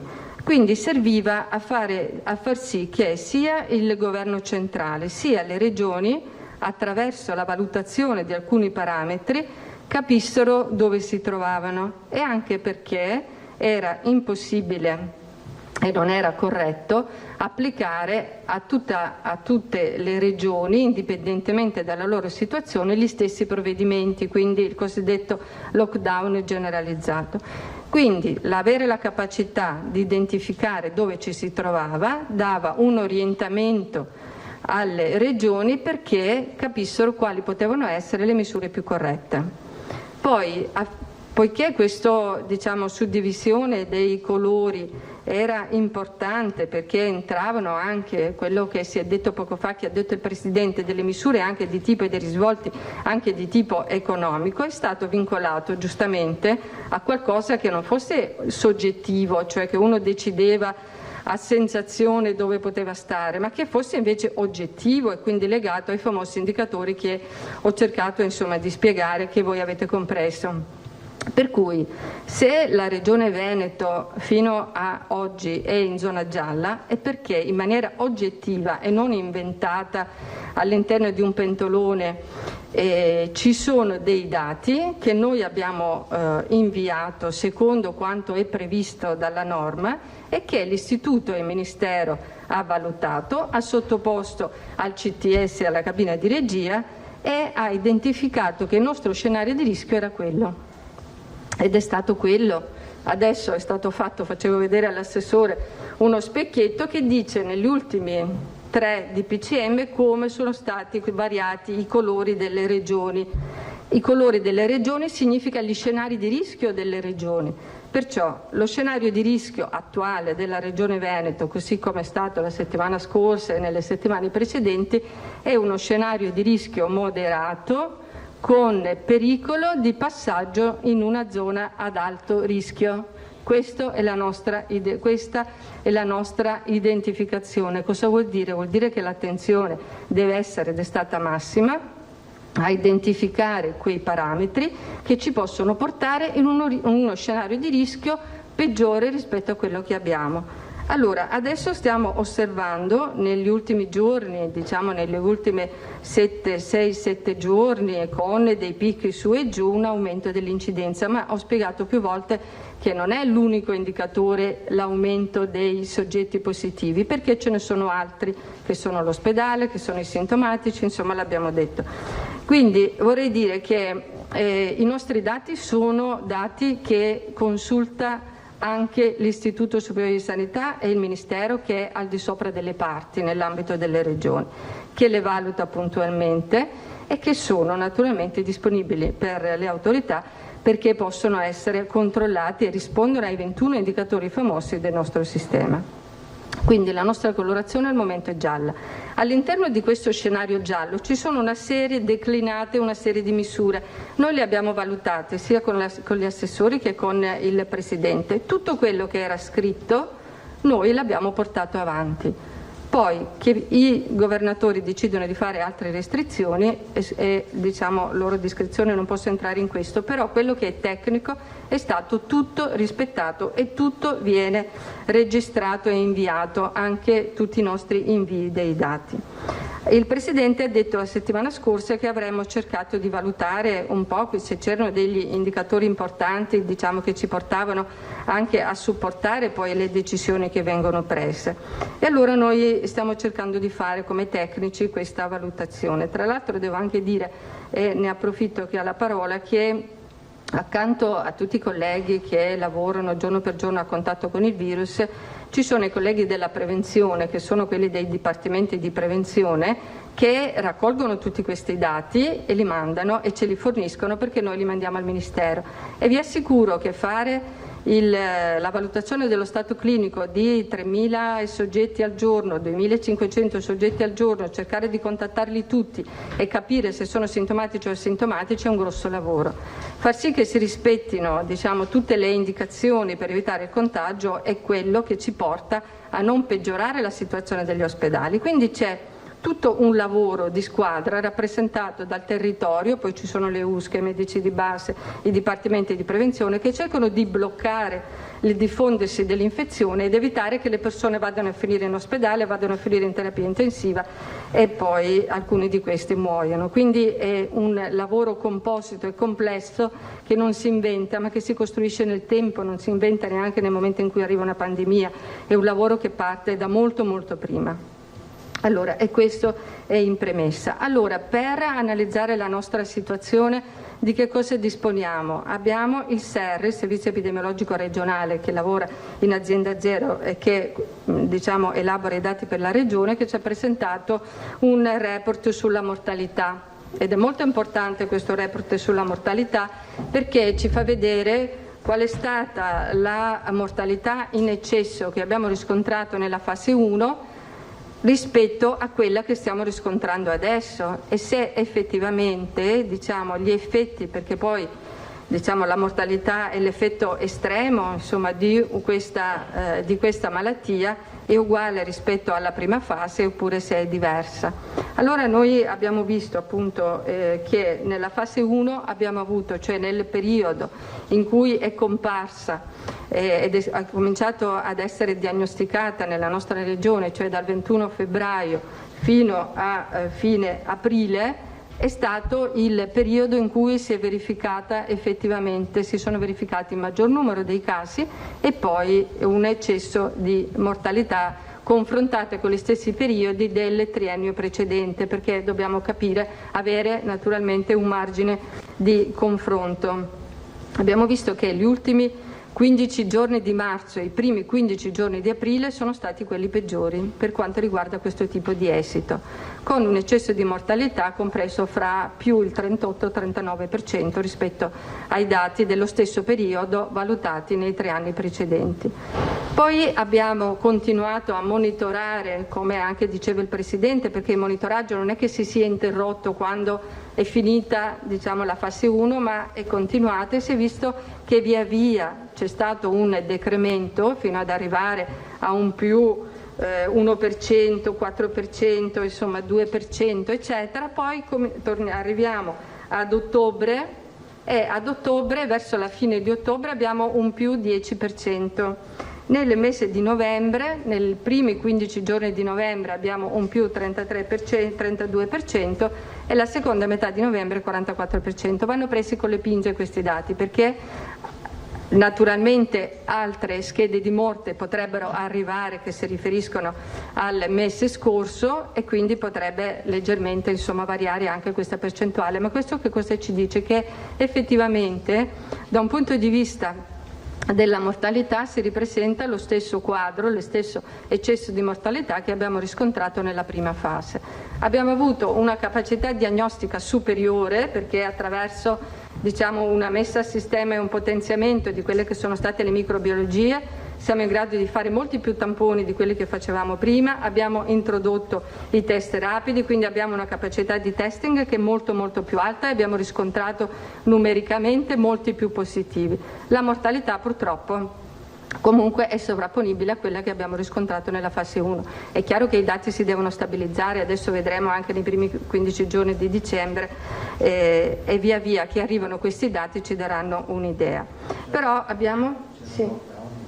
Infatti c'era anche il lockdown, quindi l'effetto del lockdown rispetto ad adesso ha certamente frenato sia il diffondersi del virus e i conseguenti effetti, mentre adesso abbiamo una situazione in cui abbiamo quasi mantenuto una condizione di normalità, cioè il virus circola molto più frequentemente ed è più presente nella popolazione, perché tutte le attività riproduttive e tutte le attività produttive sono in funzione, è ripresa la scuola, abbiamo una vita quasi normale, quindi non ci sono delle restrizioni che invece abbiamo riscontrato nella prima fase. Quindi anche l'effetto della mortalità, cioè l'esito della mortalità, va visto come anche legato all'incidenza, cioè al numero di nuovi positivi che avevamo nella prima fase rispetto a quelli che abbiamo in questa fase 3.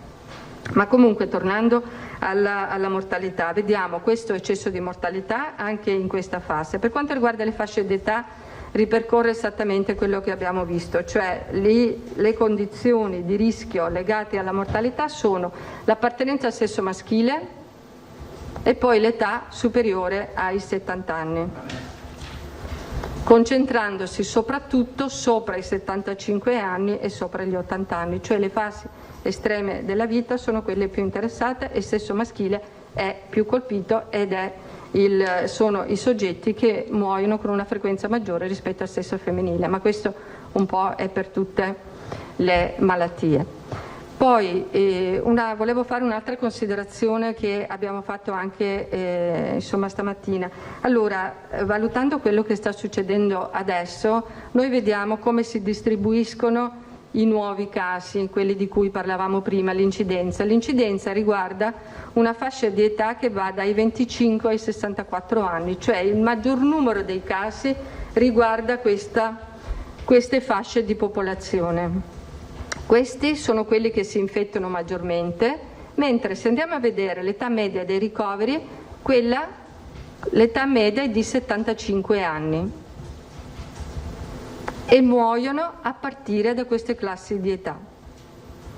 Quindi il mondo, diciamo, produttivo, noi che insomma lavoriamo, che andiamo in giro eccetera, siamo quelli che ci infettiamo di più, ma quelli che vanno a finire principalmente quindi in ospedale sono i soggetti 75enni e oltre, e questa è la fascia d'età che poi muore. Quindi quando noi diciamo che la percezione della popolazione è che effettivamente è una cosa che non ci riguarda,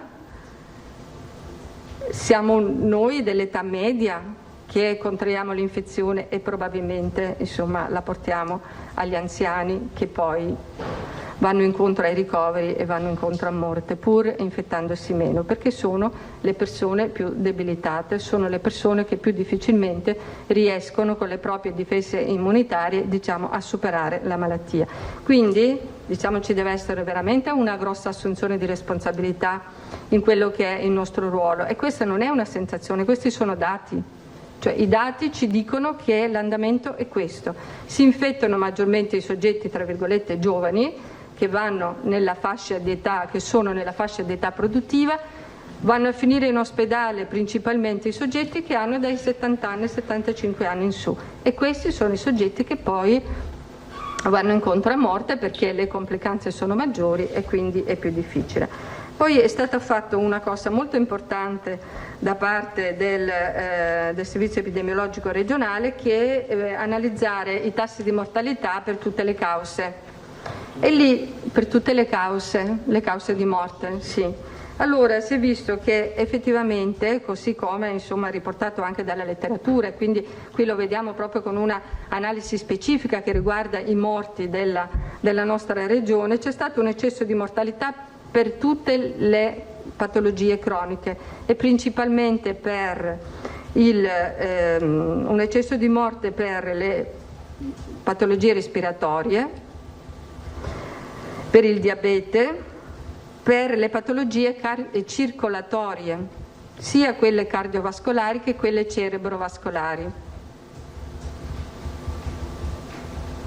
Quindi diciamo che tutti quelli che avevano già una patologia di base, che fosse il diabete, la cardiopatia, patologie di tipo circolatorio a livello cerebrale, sono morti quando hanno avuto anche una diagnosi di Covid, ma si è visto che anche se non c'è stata una diagnosi precisa di Covid, cioè il Covid associato, comunque c'è stata una mortalità superiore per quanto riguarda i soggetti che presentavano queste patologie croniche. Quindi che sia stato diagnosticato in quei soggetti o che non sia stato diagnosticato il Covid in questi soggetti, comunque la mortalità per queste patologie croniche è comunque aumentata. Ciò significa che molto probabilmente alcuni di questi soggetti hanno magari contratto il Covid e non gli è stato diagnosticato e si è aggiunto a queste patologie, per cui queste patologie sono state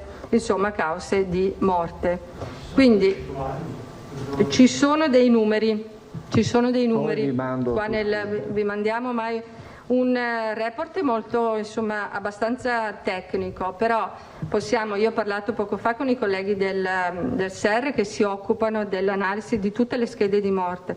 Se ci servono delle cose più specifiche che possono essere utili per la comunicazione in termini di percentuali, le possiamo chiedere e loro ce li elaborano. Perché vivendo al mio fianco Mario Dottoressa Russo vi dà anche i titoli, quindi siamo tranquilli che è tutto molto chiaro. Sì, vabbè, io cerco e spero di avere. No, mi sembra che questo sia più che esaustivo. Poi le cose nello specifico, però ancora una volta, questo ci evidenzia come le malattie respiratorie, e il Covid è una patologia respiratoria associata ad una condizione di rischio di una patologia cronica, diventa veramente un fattore molto importante che porta poi all'aumento della mortalità. E poi poiché mi occupo di prevenzione, io dico che tutte quelle cose che devono essere fatte per ridurre le malattie croniche, quindi gli stili di vita corretti, devono essere mantenuti, perché nel momento in cui poi arriva una patologia infettiva come questa, perché è una malattia infettiva e contagiosa e si associa ad una condizione di cronicità, naturalmente questo porta all'aggravamento, alla forma più grave di espressione della malattia che conduce a morte. Quindi questo è un messaggio molto importante. Quindi la patologia infettiva sì, quando si unisce ad una patologia cronica praticamente questo aumenta e determina l'eccesso di mortalità. Questo era quello che volevo dirvi. Grazie dottoressa, quindi mi pare di capire, sintetizzando, dai 25 ai 64 ci si contagia, poi però purtroppo dai 75 si muore. Questa fascia l'attacca a chi poi purtroppo. Sì. Domanda Emiliano, Prigioni, Federiva, Tosato, Giacomuzzo e chi sarà? Dottoressa, mi spiega qualche parola gentilmente per la fascia invece dei bambini? Mi ha sempre incuriosito questo mondo, questo spaccato. Si parlava che inizialmente non si positivizzassero, fossero solo veicoli, no? Erano immuni, poi pian pianino abbiamo visto che non è effettivamente così. Avete sicuramente fatto degli studi. Sì, diciamo che abbiamo dei dati anche per quanto riguarda la positività nei bambini, magari insomma vi prepariamo delle slide ad hoc. Effettivamente abbiamo visto insomma che ci sono stati anche dei casi nelle scuole, li stiamo monitorando. Rispetto a tutta la popolazione degli studenti sono naturalmente delle percentuali molto basse.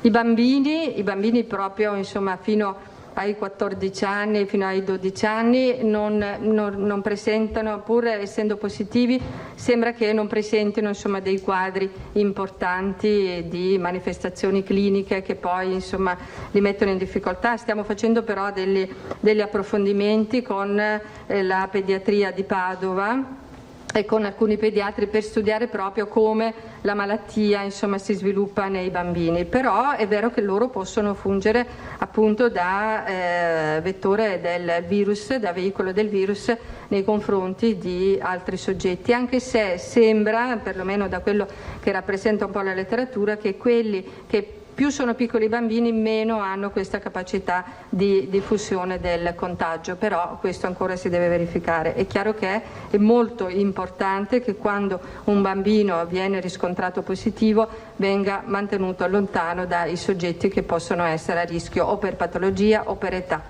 perché altrimenti insomma li mettiamo assolutamente a rischio. Perciò la nostra attenzione nei confronti insomma della scuola si mantiene alta. È chiaro che un elevato numero di scuole da controllare ha portato alle difformità che abbiamo visto anche in questi giorni, e quindi stiamo studiando delle modalità per rendere sostenibile il controllo più marcato, più appropriato per quanto riguarda le scuole, perché sicuramente non dobbiamo dimenticare che anche la fascia pediatrica o dei giovani adulti può essere insomma importante per la diffusione del virus, questo sicuramente sì, non tanto per il peso nelle strutture sanitarie, ma per la diffusione del virus sicuramente sì. Allora, se posso chiudo chiedendole da medico, quindi la questione ad esempio credo... scusa Emiliano, però non ti sente nessuno così, Noi, io e l'assessore, siccome dobbiamo trasferirci in consiglio, lasciamo la dottoressa Russo. Tanto i colleghi faranno un continuum fra qui e il consiglio. Va bene, va bene. Tanto la dottoressa Russo non ha bisogno. Aiuto, non è vero. No. È vero. Grazie. Eravamo rimasti con Emiliano. Le chiedo velocemente da Sì. genitore, non solo, insomma, vedere i bimbi, credo intorno ai 6 anni possono non mettere la mascherina, o sotto i 4, non ricordo adesso. No, vabbè, ma quello non è tanto Cosa ne pensa legato. da medico, cioè se No. facciamo bene o no? Allora io penso che il fatto di non mettere la mascherina ai bambini piccoli sia perché risulta difficoltoso per loro tenerla, e quindi, ma non perché non sia indicata. È legata al fatto che il bambino piccolo con la mascherina potrebbe avere difficoltà, uno, a tenerla, quindi come comportamento insomma è una cosa, e poi anche perché insomma non sappiamo se magari gli dà fastidio a respirare eccetera, ma è solo legata a questo, ma effettivamente il bambino positivo potrebbe insomma diffondere il virus, quindi Lì non è tanto la mascherina quanto il fatto che se uno ha un sospetto di evitare assolutamente in maniera assoluta, quindi il discorso della mascherina è legata proprio alla sostenibilità della misura. Ecco, sì. Prigioni, poi Tosato, Pederila, Giacomuzzo. Buongiorno a tutti, buongiorno dottoressa. L'eccesso di mortalità della seconda fase, oltre al fatto che nella prima fase c'era il lockdown, si può spiegare anche in qualche modo, ci sono dei parametri di valutazione? Ma diciamo che si può spiegare col fatto che abbiamo una diffusione maggiore del virus con le cose che abbiamo detto prima, perché tutta la popolazione insomma conduce alla propria attività lavorativa, c'è una maggiore circolazione del virus, questo sicuramente. È vero anche quello che diceva il Presidente, che pur avendo aumentato quelle che erano insomma le misure per il controllo e l'intercettazione all'interno delle strutture residenziali, vediamo che la maggiore mortalità insomma si concentra, ma perché la popolazione è più anziana, perché magari ha già delle patologie di base, però insomma noi dobbiamo continuare a aumentare il testing per intercettare, soprattutto nei confronti degli operatori, che possono essere le persone che inconsapevolmente possono portare il virus all'interno delle strutture. Per quello abbiamo raddoppiato la frequenza proprio per evitare questo. E poi anche questo discorso dei visitatori, che nelle strutture che non hanno casi possono frequentare con le regole che abbiamo dato, però con il test, in modo tale da evitare il più possibile di portare in queste strutture il virus, che poi si diffonde principalmente in queste fasce d'età dai 25 ai 64 anni, e poi però determina un aggravamento in questa fascia della popolazione più estrema, che secondo me è quella più attenta a quelle che sono tutte le misure e tutti i comportamenti, però è quella che, se viene colpita, ne paga le conseguenze maggiori. Grazie. Eravamo a Tosato. Sì, dottoressa, mi rendo conto che è una contabilità un po' funerea questa, però stiamo alludendo all'aumento di decessi in assoluto di questi mesi rispetto al triennio precedente, cioè il raffronto è questo? Sa perché glielo chiedo? Perché da mesi circola questo refrain per cui il Covid avrebbe di fatto assommato tanti decessi ordinari di carattere diverso, quindi può essere un elemento di chiarezza. Quando lei ci dice a cavallo tra la seconda metà di marzo e la prima metà di aprile abbiamo un più 38-39% di decessi, mi corregga se sbaglio, vuol dire che abbiamo un più 38, un più 39% di decessi assoluti rispetto al triennio precedente. È dello corretto? Stesso periodo, sì. Ecco.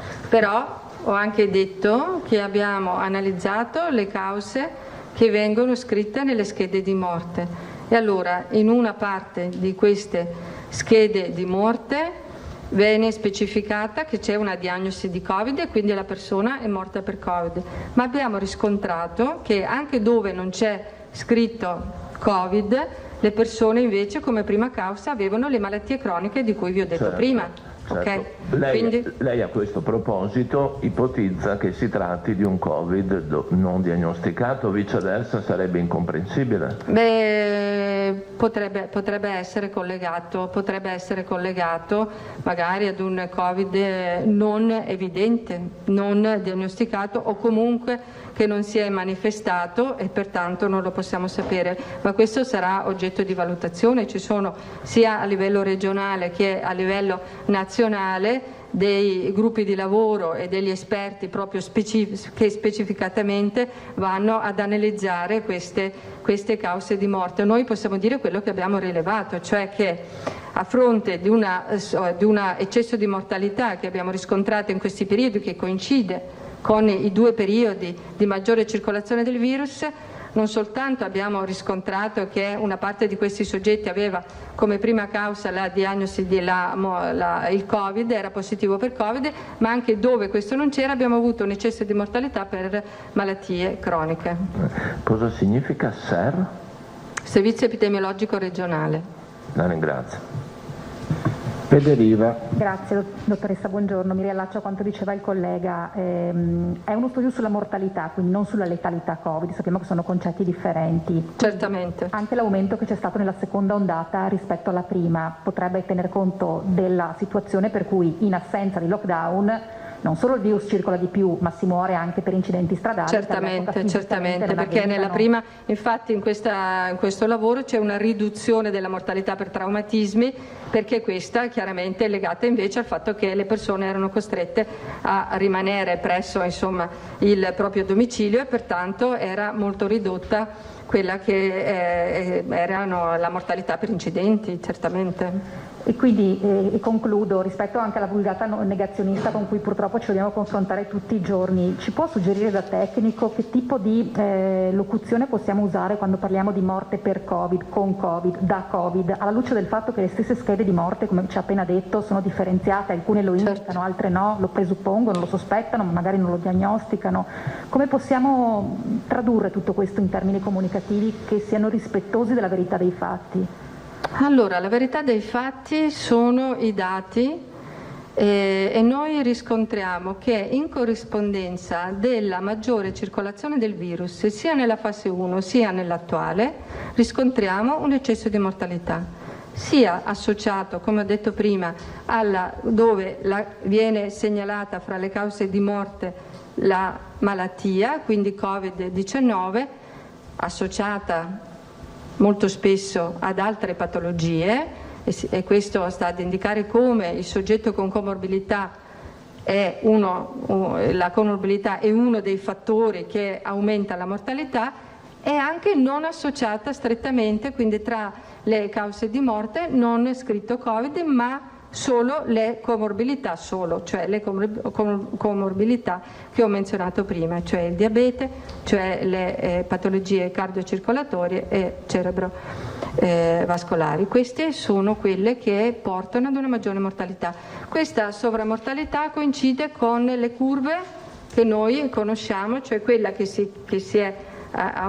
ha presentato l'andamento della fase 1 e poi l'andamento adesso ancora in studio, naturalmente per le cause abbiamo soltanto quella della fase 1 con la circolazione del Covid anche in questo periodo. Questo per dire che le patologie croniche purtroppo sono anche la base dell'aggravamento e della mortalità anche quando si congiungono con delle cause di malattie infettive, Non so se avete visto com'era Boris in Inghilterra, che dopo aver superato la malattia ha cominciato a correre, è venuto fuori sui giornali. Cosa vuol dire? Vuol dire che quelle che sono le condizioni di rischio che portano alle malattie croniche, le nostre abitudini di vita, purtroppo poi possono aggravare anche la patologia invece che ha una natura infettiva. Ecco, quelle due cose sono collegate, le malattie infettive acute e contagiose con le patologie croniche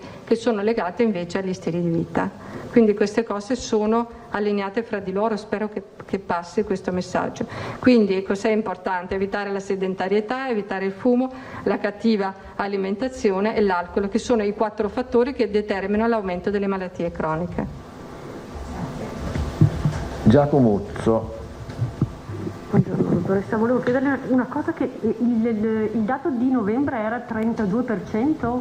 Allora, barra 44%? No, allora diciamo che i primi vengono divisi in 15 giorni, quindi i primi 15 giorni dall'1 al 15 novembre più 32%. E invece dal 16 al 30 novembre più 44%, però ho detto che questi sono dati da prendere con le pinze, perché sapete che i dati di mortalità naturalmente nell'analisi hanno i loro tempi e quindi possono essere modificabili, ma quello che è importante, il parallelismo che vi volevo far vedere, è che effettivamente coincide con quello che è l'aumento della circolazione del virus, purtroppo. E coincide sostanzialmente con la media della prima ondata. Sì. E invece sulle case di riposo, prima il Presidente aveva accennato al fatto che c'è una maggiore mortalità nella seconda fase. Diciamo che per quanto riguarda i ricoveri noi abbiamo fatto un parallelismo per esempio con i ricoveri, abbiamo visto che mentre nella prima fase c'era una correlazione, un andamento molto più rapido, cioè man mano che aumentava l'infezione aumentavano anche i ricoveri, adesso abbiamo visto che nei ricoveri c'è un andamento un po' più lento e anche la mortalità avviene meno in ospedale, quindi le persone magari sono meno gravi e quindi arrivano meno in ospedale, però purtroppo, l'ho detto prima, anche per questioni di copatologie, per questioni di età e per questioni di comunità, la maggiore mortalità riguarda quella fascia di età.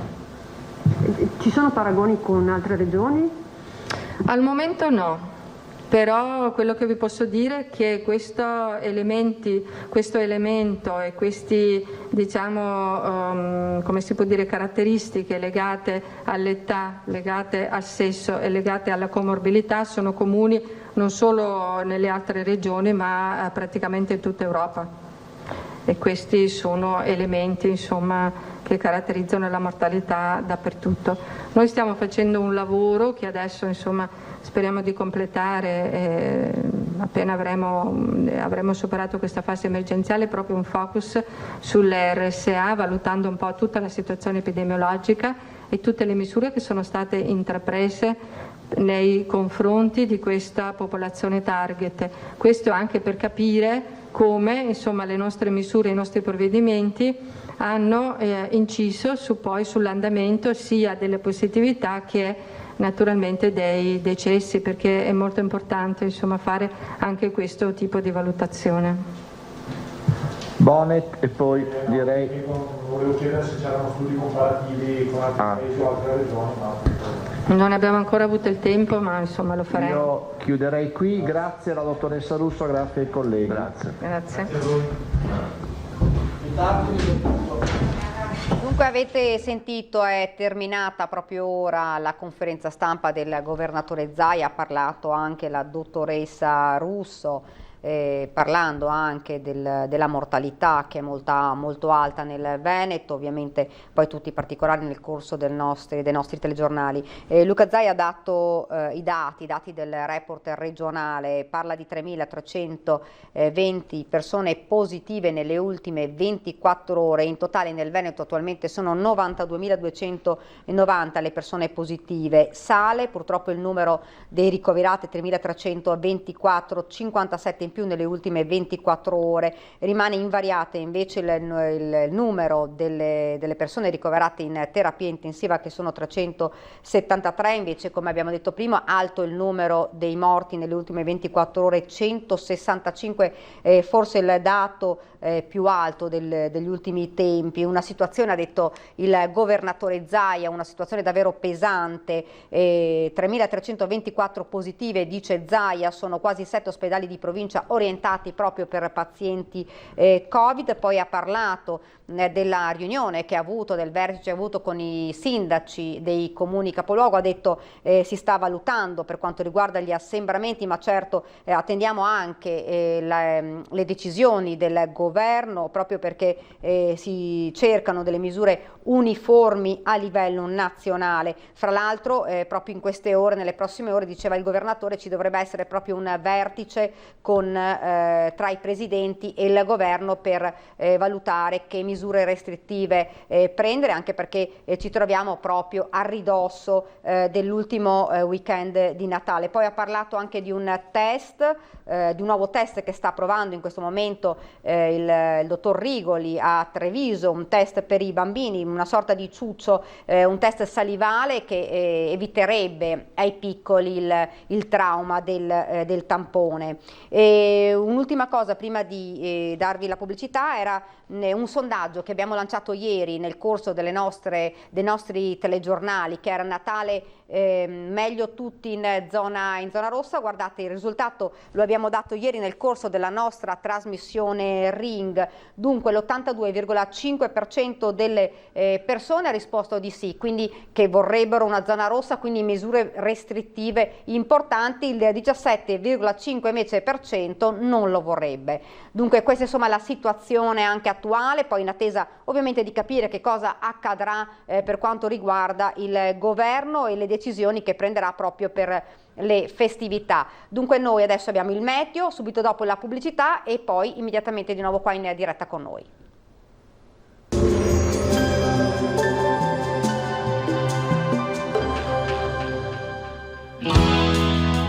Il tuo dono può essere prezioso, pensaci.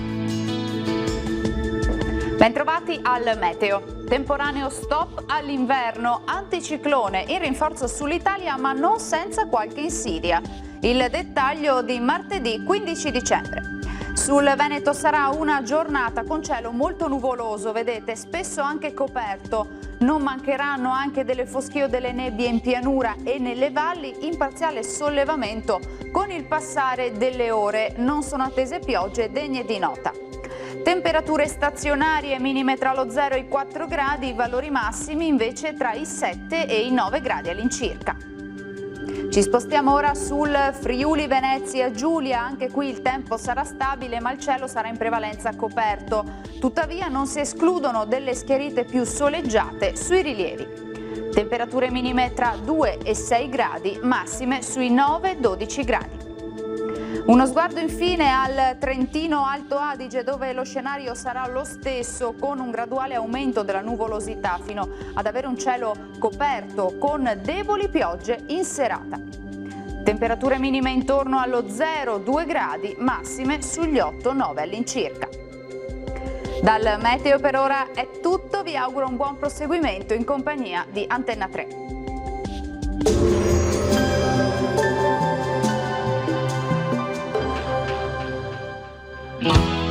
Quando vai a donare, porta un amico. Più siamo, più bene facciamo.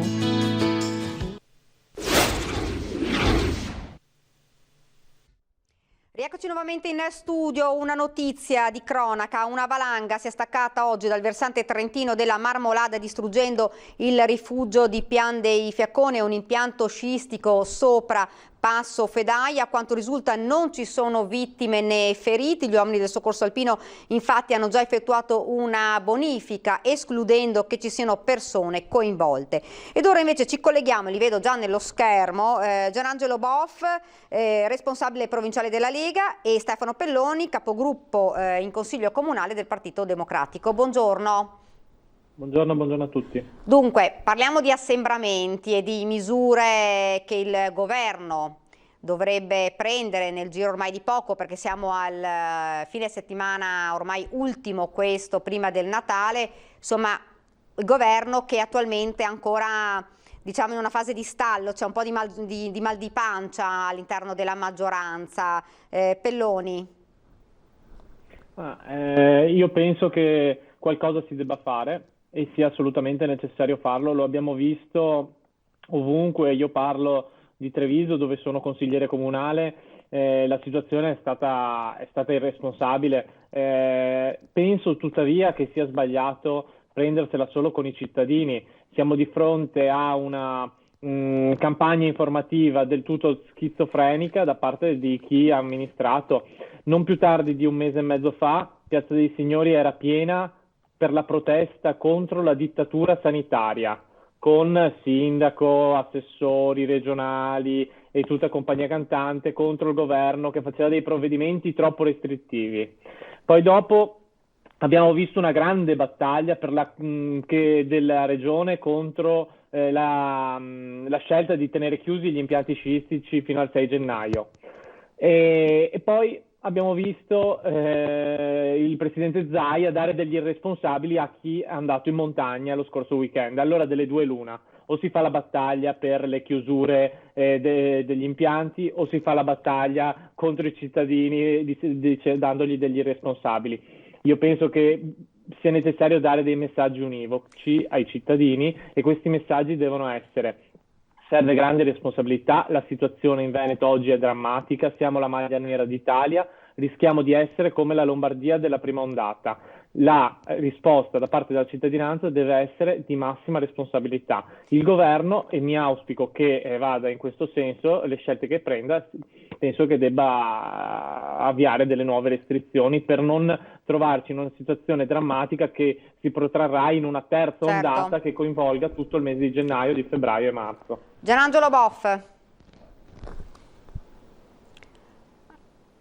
Non la sentiamo, abbiamo un problema di audio. Ecco qua. No. Vediamo se riusciamo a sentire. Perfetto, adesso la sentiamo bene. Adesso mi sentite bene. No, sulla comunicazione penso che qualcosa da insegnare sia al governo, cioè il governo è colui il quale decide le zone rosse, decide che strategie adottare e quali sono le limitazioni, anche perché, ripeto, le limitazioni si impongono con un DPCM, non con l'ordinanza del Presidente della Regione, che può essere al limite un po' più restrittiva, ma non può essere sicuramente più estensiva rispetto ai DPCM che impone il governo.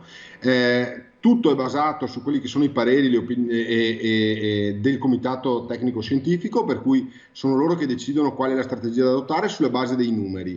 Quindi che adesso si venga a dire alla Regione che deve fare quello che il governo non ha ascoltato, quello che il governo non ha voluto recepire, mi sembra pura frenesia, farneticazione, voglio dire, ma non mi aspetto altro da sto governo, visto che tra l'altro hanno passato l'estate ad occuparsi di monopattini a rotelle e di banchi con le rotelle, di monopattini elettrici e di banchi con le rotelle.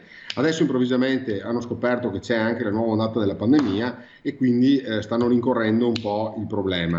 Detto questo, sul fatto che ci voglia molta responsabilità, è chiaro, noi ricordiamo che la protesta che c'è stata in Piazza dei Signori è stata una protesta organizzata dai commercianti, ma non tanto sui provvedimenti da prendere, ma sul fatto che ci fosse chiarezza e tempestività nelle comunicazioni, perché ovviamente un commerciante non può trovarsi il venerdì sera a dover ascoltare il Presidente del Consiglio dei Ministri per sapere se deve disdire tutte le prenotazioni che ha il sabato e la domenica sulla base di cosa decide il Presidente del Consiglio. Cioè ci deve essere anche una correttezza nella comunicazione che tenga in considerazione anche che queste persone stanno lavorando, non è che si stiano girando i pollici, e quindi devono avere anche un corretto approccio da parte del governo nei loro confronti.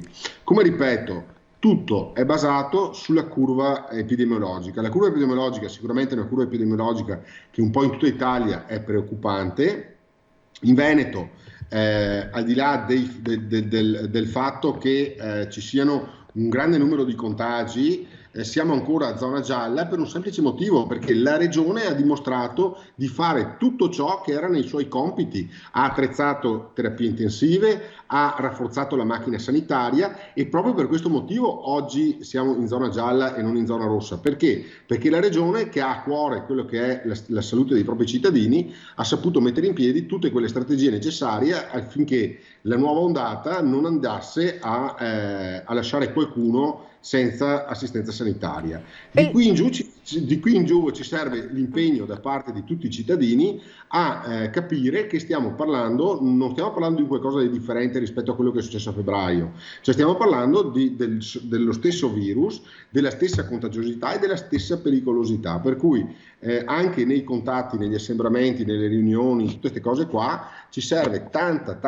responsabilità e capire che non possiamo chiudere tutto, perché però riusciamo a non chiudere tutto se i comportamenti extra quelli che sono necessari non sono responsabili. Certo. Peloni, prima sentivo che diceva no. No, perché semplicemente il segretario Boff ricorda male di quella manifestazione. Quella manifestazione si chiedeva chiarezza da parte del governo, ma era una manifestazione contro i provvedimenti restrittivi del governo, e mi dispiace. E poi sentire sinceramente da parte del segretario Boff che riprenda il governo perché non ha preso abbastanza in considerazione la pandemia, lo trovo del tutto irricevibile, quando tutti sanno che il segretario Salvini, il suo segretario nazionale, era contro le mascherine, era negazionista.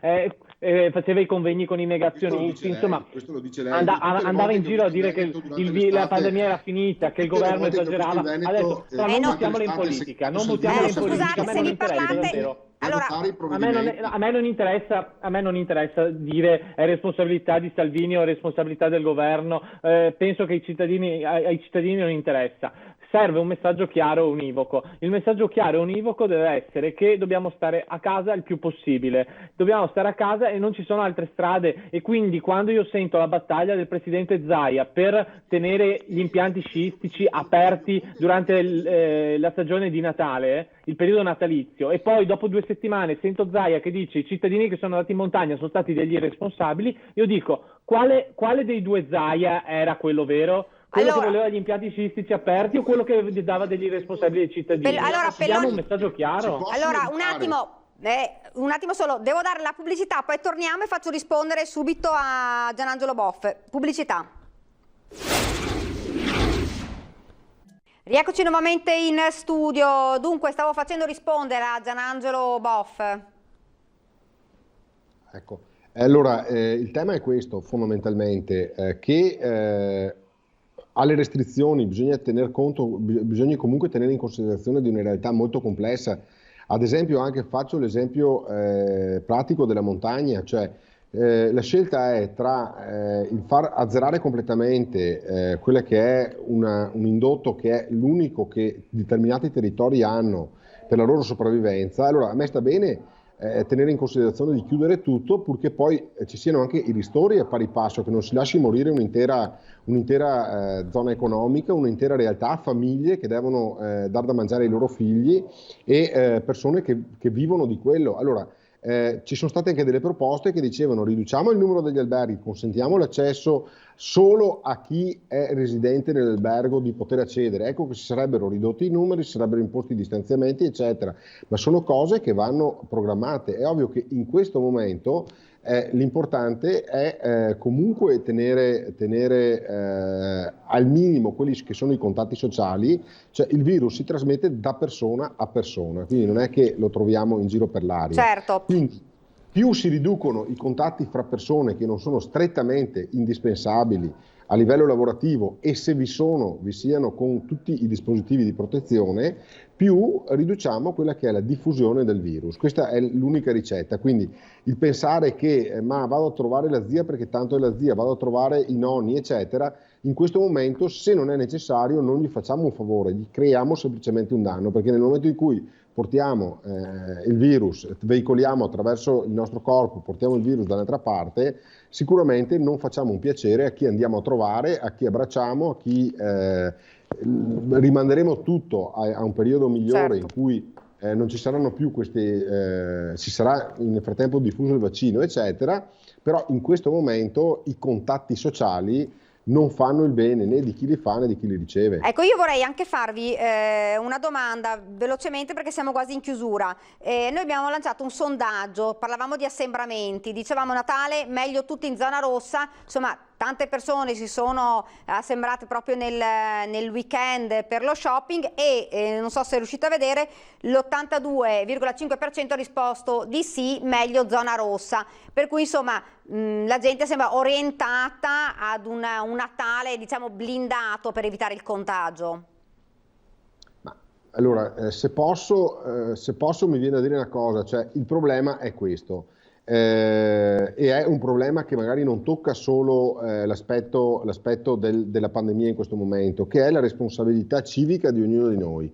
Allora, se io so che vivo in un momento storico del mio paese in cui c'è un'epidemia molto grave a livello mondiale in corso e lo Stato mi dice guarda stai attento perché il contagio può essere pericoloso, cioè il virus è pericoloso, a prescindere che vi siano o non vi siano dei DPCM che mi dicono se posso uscire di casa, se posso andare nel raggio di 200 metri, il comportamento di un cittadino responsabile e con senso civico dovrebbe essere quello di dire ok, cerco di limitare al massimo quelli che sono gli spostamenti, i contatti che non sono strettamente necessari e obbligatori. Anche se però non è stato proprio così, mi scusi Boff, non è stato proprio così nell'ultimo. È ovvio che se poi non c'è questa responsabilità, questo senso civico e vediamo i centri commerciali pieni, cioè, non posso pensare che i centri commerciali pieni siano tutti pieni di persone che in quel momento andavano ad acquistare qualcosa di cui avevano necessità e bisogno proprio in quel momento e si sono affollati nei fine settimana. Cioè, come ripeto, lì ci vuole senso civico, cioè una qualsiasi società, una qualsiasi organizzazione sociale o la si controlla militarmente, e non mi piacerebbe vivere in un paese così, o ci vuole il senso civico di ognuno di noi di sapere di non adottare comportamenti che mettano in pericolo se stessi, ma soprattutto mettono in pericolo anche gli altri, perché uno della propria vita poi può scegliere di fare quello che vuole, ma nel momento in cui mette a repentaglio la vita altrui, qui ci vuole grande senso civico da parte di tutti, perché se no nessuna legge, nessun decreto ci salva. Certo. Pelloni.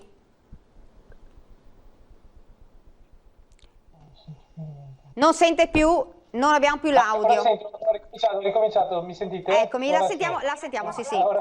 Qual era la domanda? Scusi, mi sono perso l'intervento. Sì, certo. Allora, in breve, perché siamo quasi in chiusura, abbiamo fatto un sondaggio sugli assembramenti. L'ho visto, sì. Allora, intanto sarebbe sarebbe brutto, insomma, riprendere il sondaggio che avevate fatto la sera di quella manifestazione di Piazza dei Signori. Io ero con voi a Ring e c'era una maggioranza del 99,9% contro le restrizioni.